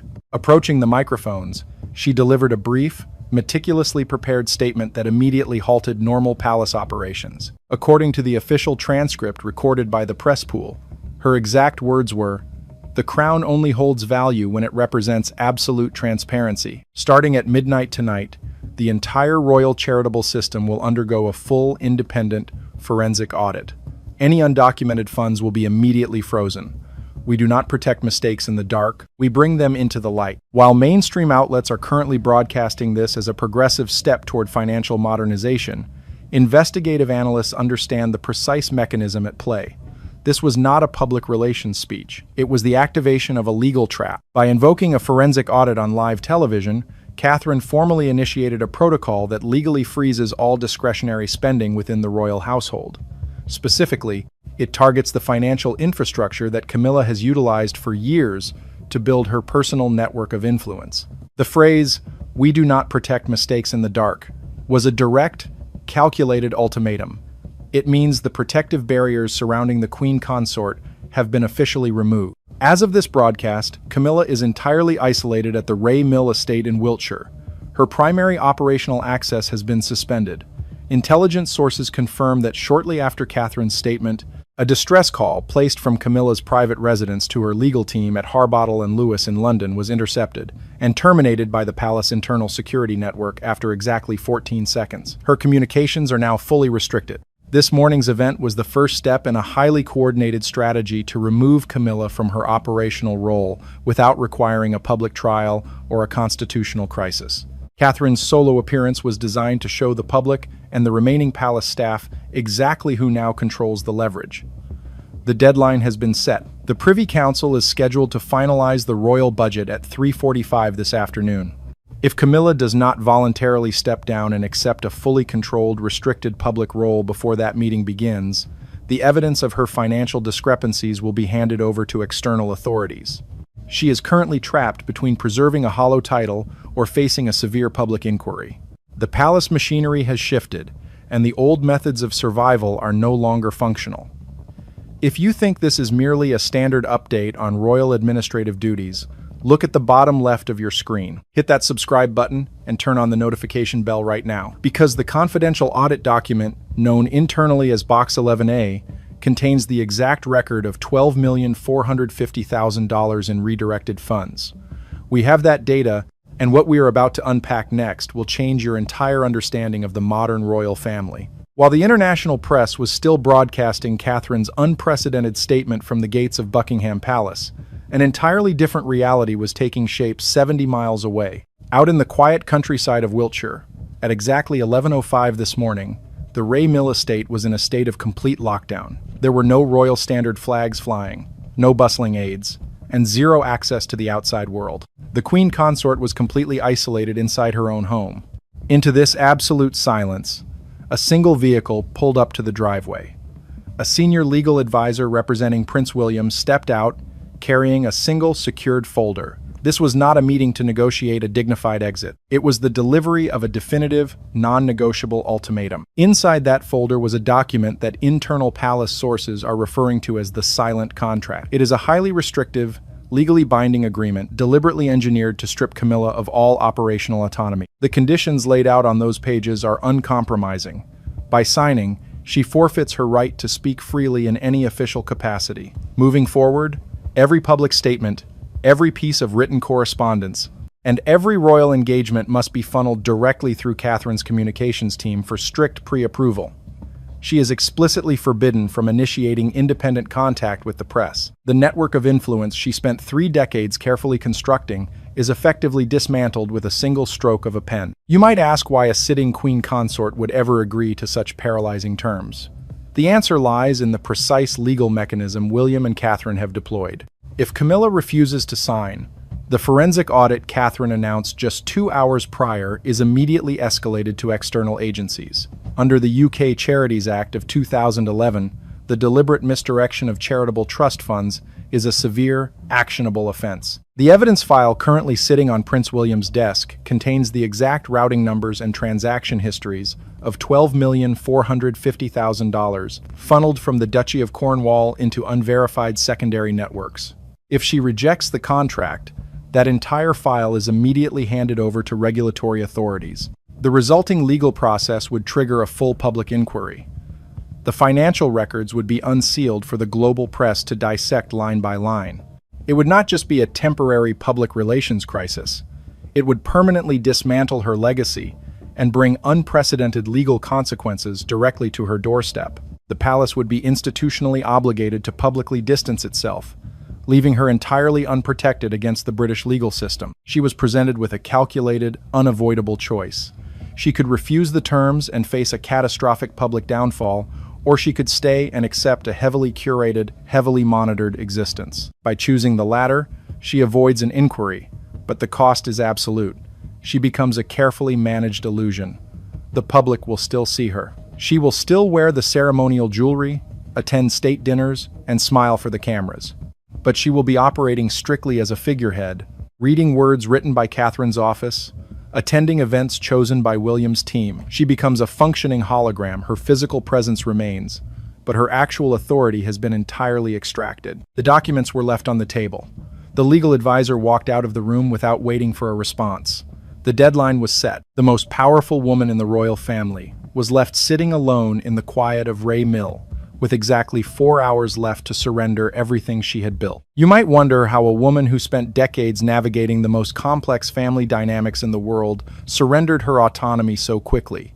The answer is not rooted in emotion or sudden regret. It comes down to an exact, undeniable figure: $12,450,000. This precise number forms the foundation of the confidential audit known internally as Box 11A. When independent forensic accountants began reviewing the royal ledgers, they uncovered a highly sophisticated financial maneuver that had been operating quietly in the background for years. This was not a simple case of misplaced funds. It was a systematic redirecting of institutional wealth. The trail began within the charitable arm of the Duchy of Cornwall. Initially, small, seemingly routine administrative grants were approved for general operational costs. However, instead of reaching their intended public destinations, these specific funds were routed into a secondary intermediary trust. From that holding account, the money was quietly decentralized. It was dispersed across a complex web of unlisted charities and independent initiatives organizations that were exclusively tied to Camilla's private patronage network. It was a completely closed loop. For years, the institution's money was utilized to finance her private networking events, secure strategic public relations alliances, and expand her personal sphere of influence, all entirely hidden from standard palace oversight. The digital paper trail was complex, but once the analysts decoded it, the documentation provided absolute proof of financial manipulation. However, uncovering the money trail only explains the mechanism. To understand the urgency, specifically why this confrontation had to occur this exact morning, you have to look at the timeline. At exactly 1:45 this afternoon, a highly significant event was scheduled to take place at the Palace of Westminster. The Privy Council, the formal body of advisors to the sovereign, was gathering for a mandatory session to officially approve and seal the royal household's budget for the upcoming fiscal year. This is the core legal mechanism that forced William's hand.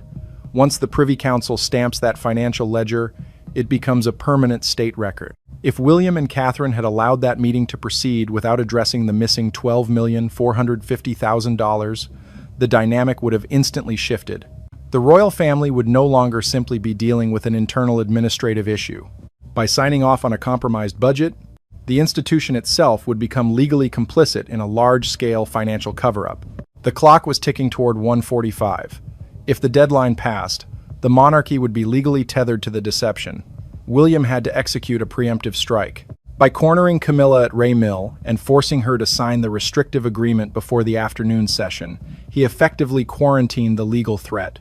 Her forced surrender allowed William's financial team to quietly reclassify the missing funds under internal restructuring, sealing the gap before the Privy Council convened.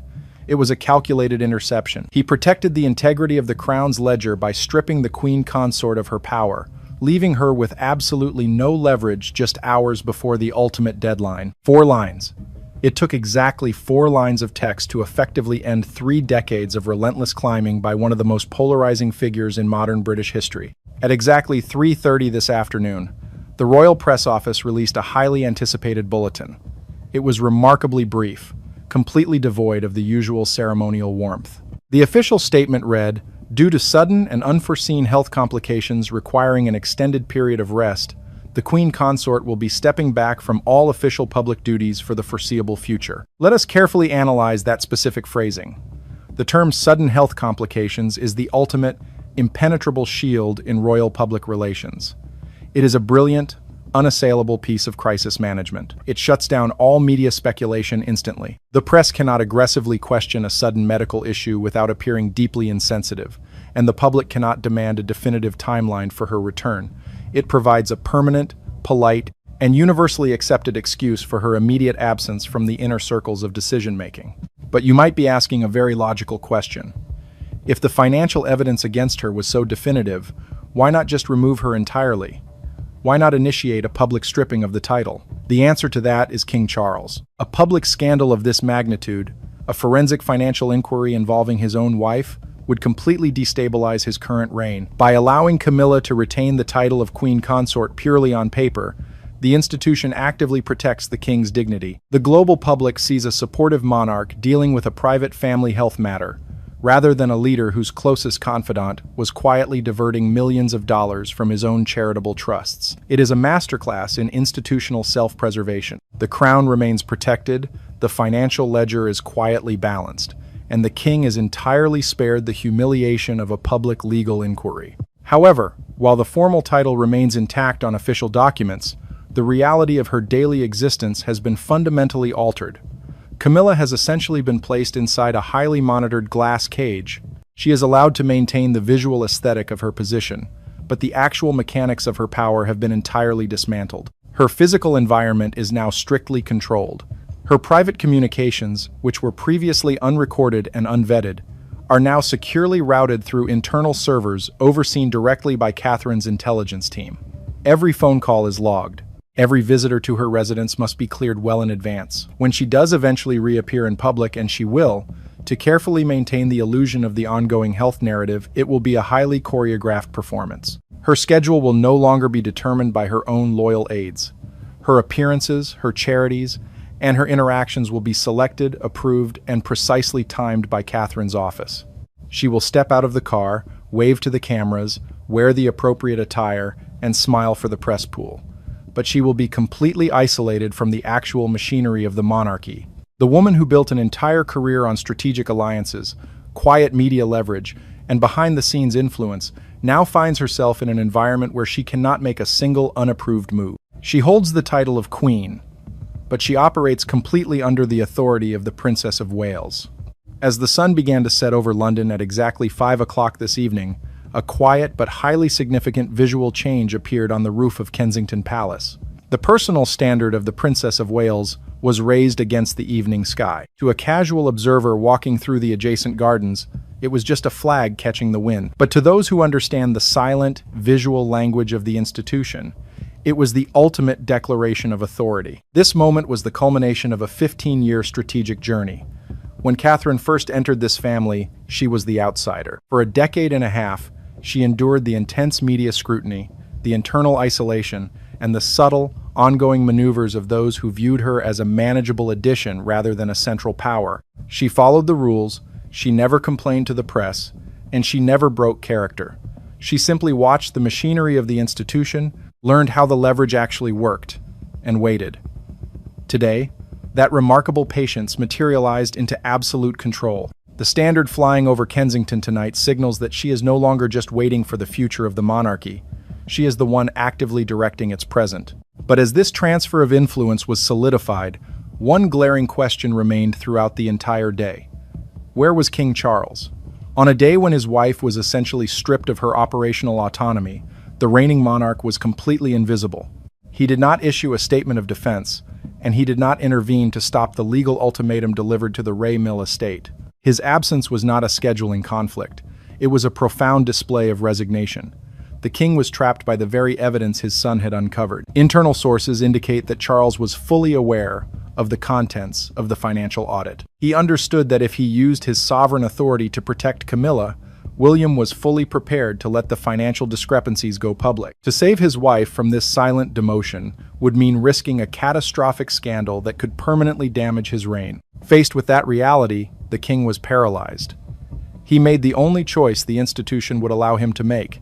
He chose to protect the crown, even if it meant leaving his closest confidant entirely exposed. He remained quietly in his private quarters, a monarch on paper, but ultimately a bystander while his son and daughter-in-law systematically dismantled his wife's network. The man who wears the crown proved today that he does not hold the actual leverage to protect the people behind it. What we witnessed over these past few hours was a perfectly executed, soft transition of power. There were no constitutional crises debated in Parliament, no dramatic public arguments, and no chaotic press conferences. The genius of this strategy lies entirely in its invisibility. To the general public, the monarchy remains stable and united. The king is still on the throne, the queen consort is simply taking a necessary, dignified medical leave, and the Prince and Princess of Wales are graciously stepping up to support the family. The polished exterior of the institution is completely intact.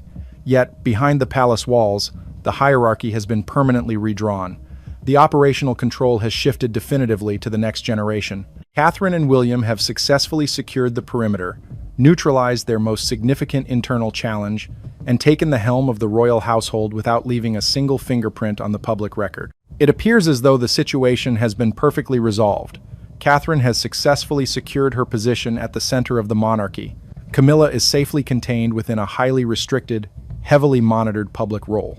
To the outside world, the palace has successfully closed the loop on a major internal crisis. But our investigative team just identified a critical, unexplained anomaly buried deep within the final pages of the Box 11A dossier. The narrative presented by the palace relies entirely on the idea that the financial discrepancies have been fully contained. However, $12,450,000 does not simply evaporate into thin air. Moving that level of institutional wealth outside of standard palace oversight requires a highly sophisticated financial architecture. Camilla, for all her strategic public relations skills, is not a forensic accountant. She did not execute these complex transactions alone.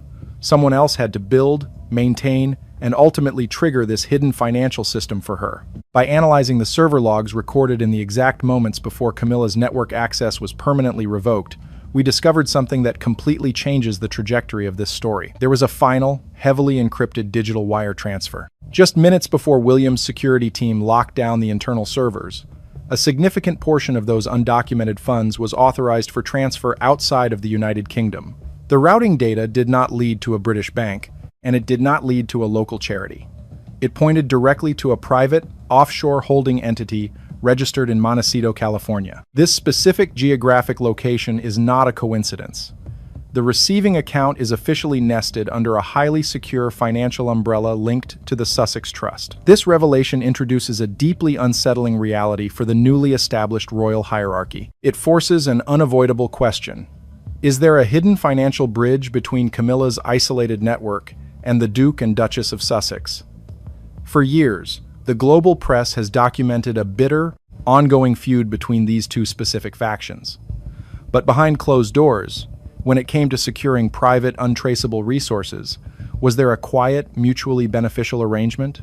This final, desperate transfer suggests a stunning level of contingency planning. When Camilla realized her domestic infrastructure was actively collapsing under Catherine's new directives, she did not surrender the funds back to the Duchy of Cornwall. Instead, she routed the capital to the one place Prince William and Catherine have absolutely no legal jurisdiction or oversight. The Queen Consort may have lost her operational power today, but that specific capital successfully crossed the Atlantic untouched. The individual holding the actual financial receipts, the person who now controls the digital paper trail of those redirected funds, is currently watching this entire royal transition unfold from a private estate in Southern California.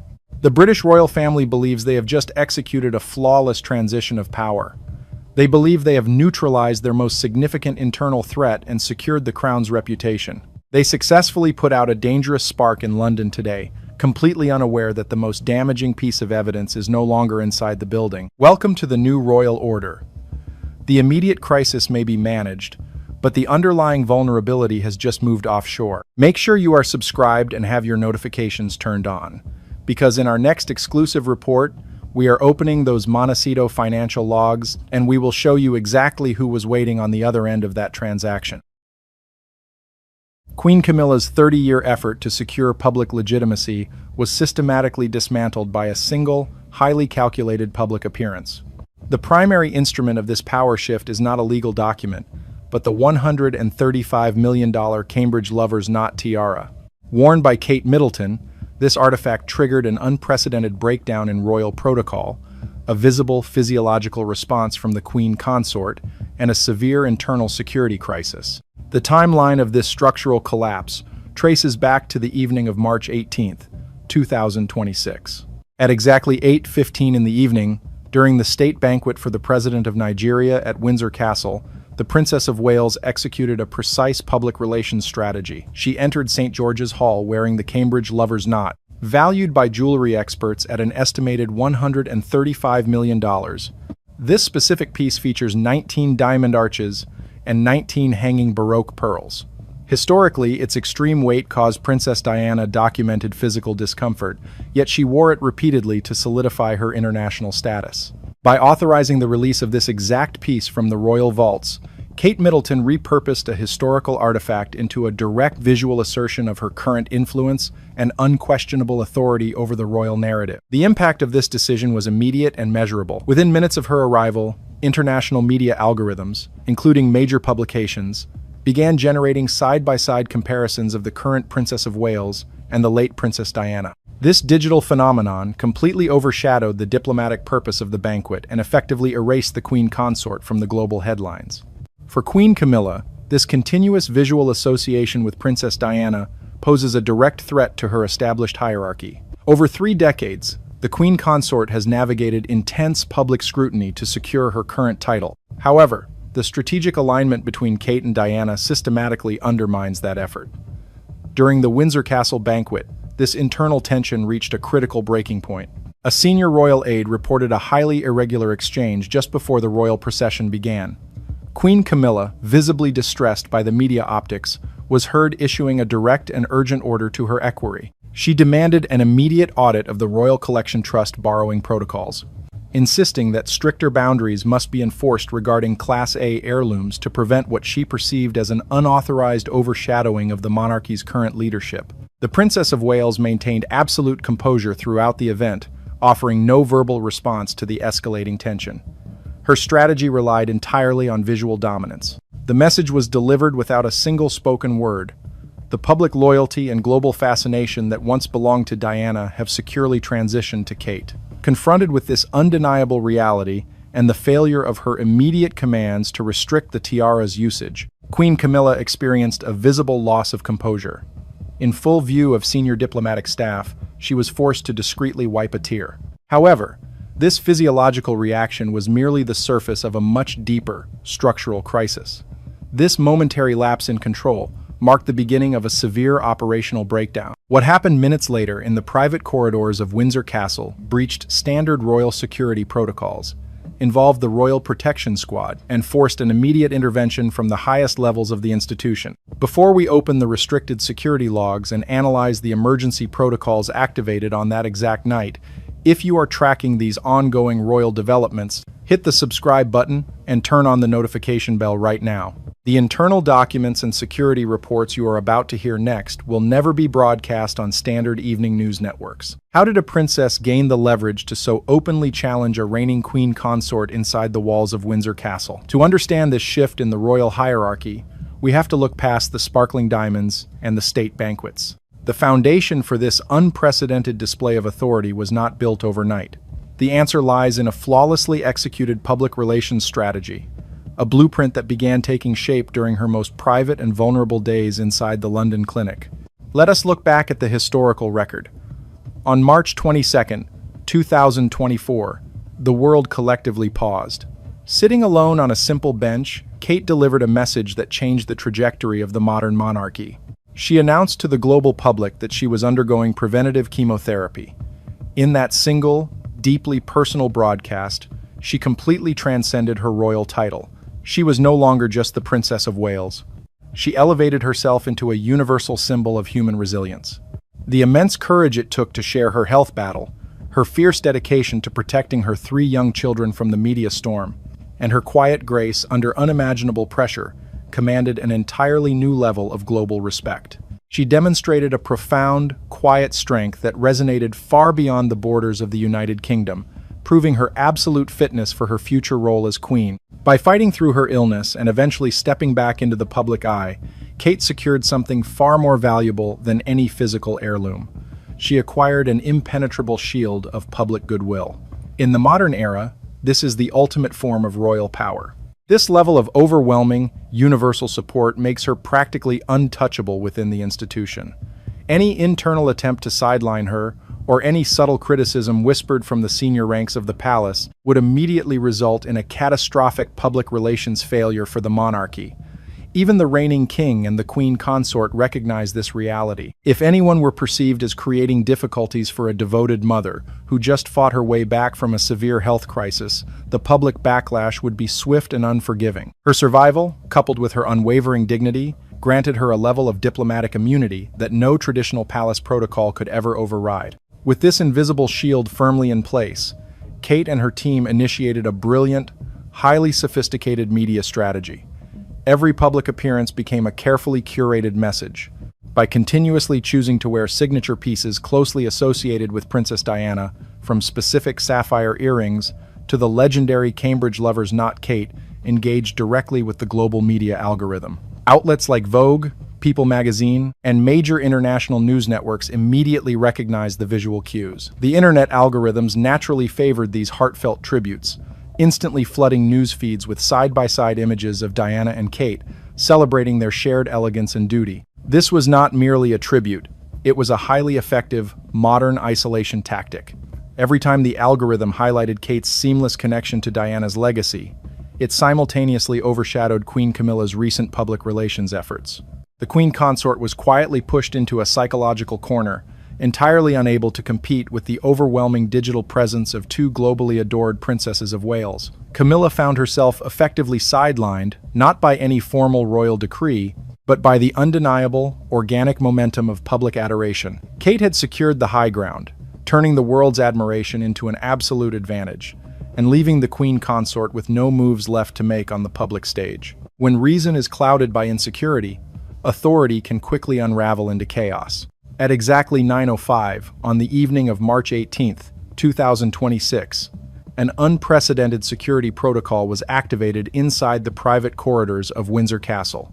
Internal communication radios crackled with a classification rarely invoked during a diplomatic state event: Code Blue. A designation of this level is never used for mere disagreements or scheduling conflicts. It strictly indicates an immediate physical security disruption within the inner royal perimeter. The tension that had been building since the beginning of the evening finally fractured. Driven by an overwhelming sense of being sidelined, Queen Camilla made a decision that shattered decades of established royal decorum. In a secluded, softly lit hallway, safely away from the eyes of the international press and visiting dignitaries, she completely lost her composure. Acting on a sudden surge of frustration, she issued a direct and highly irregular command to her personal protection officers. Citing an alleged, unspecified violation of protocol, she ordered her guards to step forward and physically retrieve the Cambridge lover's knot tiara directly from the Princess of Wales. It was a staggering lapse in judgment, an impulsive directive that abandoned the restraint required of the monarchy's highest office.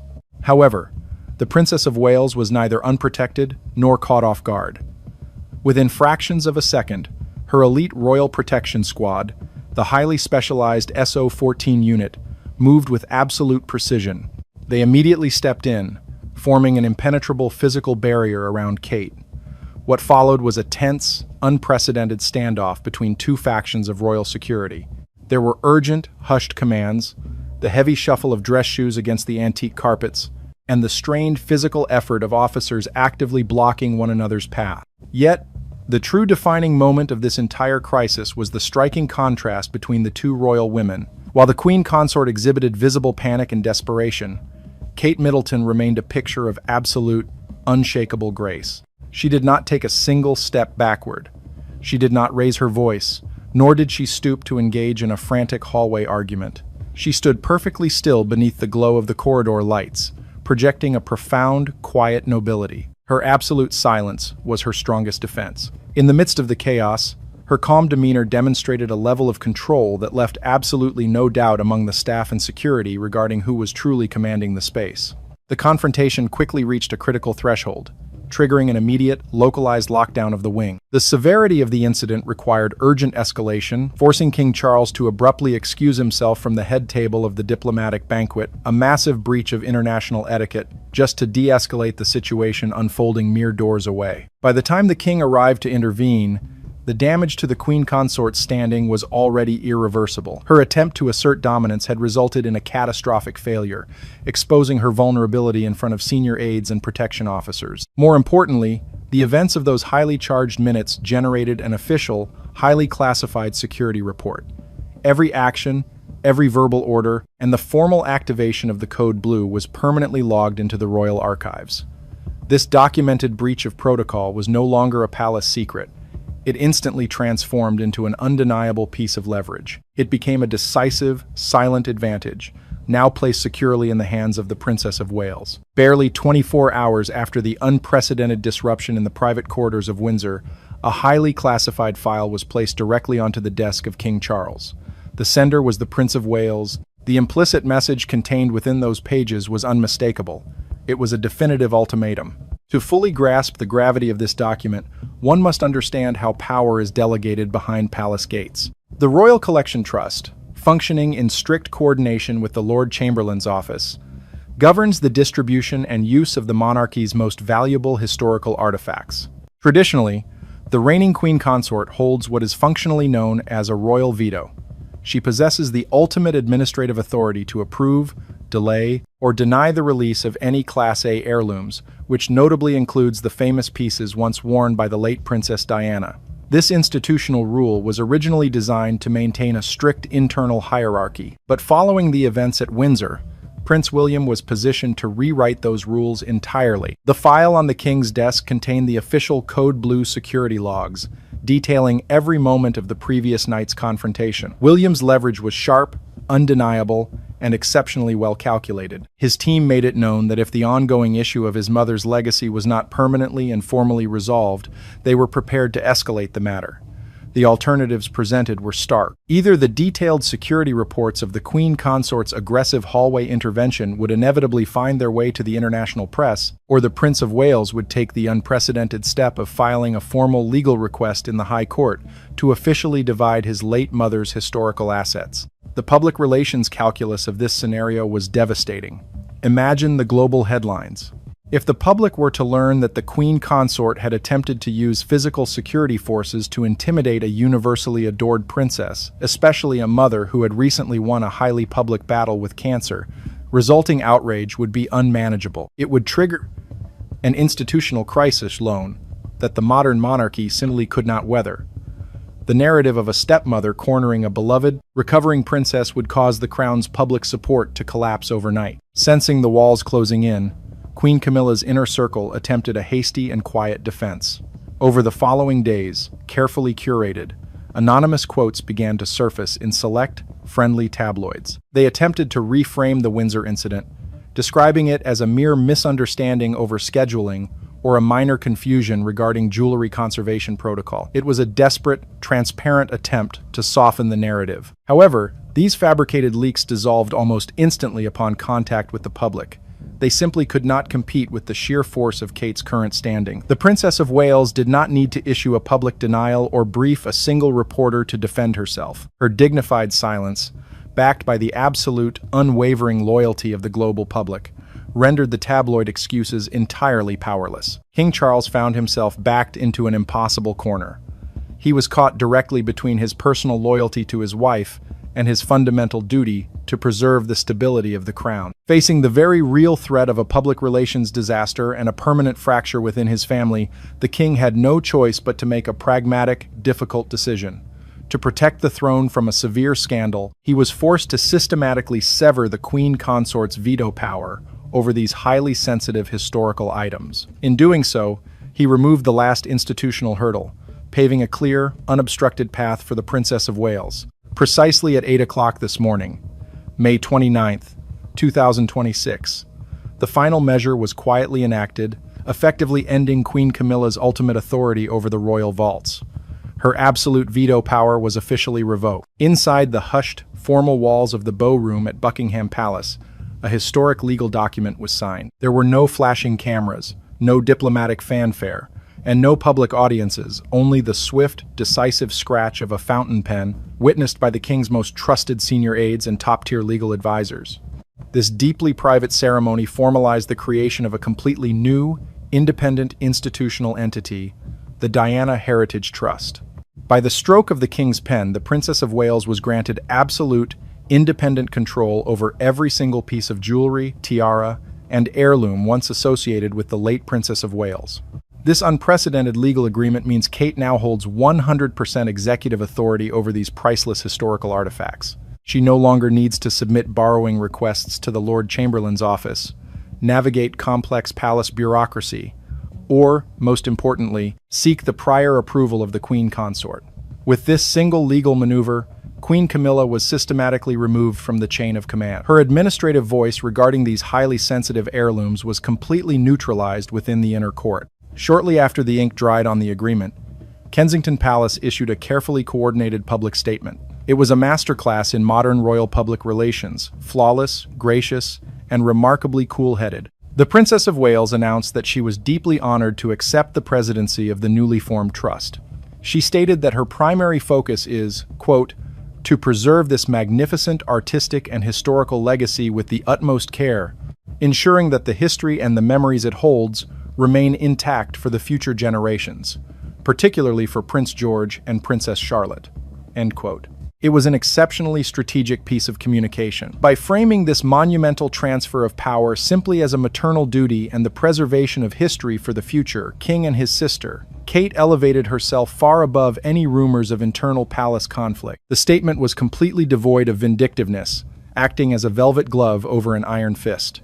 It quietly reminded the public, the press, and the palace staff that her authority stems not from demands, but from her undeniable role as the mother of the future monarch. She did not mention the confrontation at Windsor, nor did she need to acknowledge the Queen Consort's sudden loss of influence. She projected the image of a profoundly dignified, clean, and composed leader whose only concern is the enduring stability of the crown. It was a brilliant, immaculate victory. The Princess of Wales did not just secure a collection of diamonds and pearls this morning, she secured her unassailable position at the very top of the royal hierarchy. She has stepped onto a pinnacle of influence and public admiration, effortlessly commanding the narrative. In this newly established reality, the power dynamic has fundamentally shifted, leaving Queen Camilla with no choice but to stand back and look up from below. What are your thoughts on this unprecedented shift in royal power?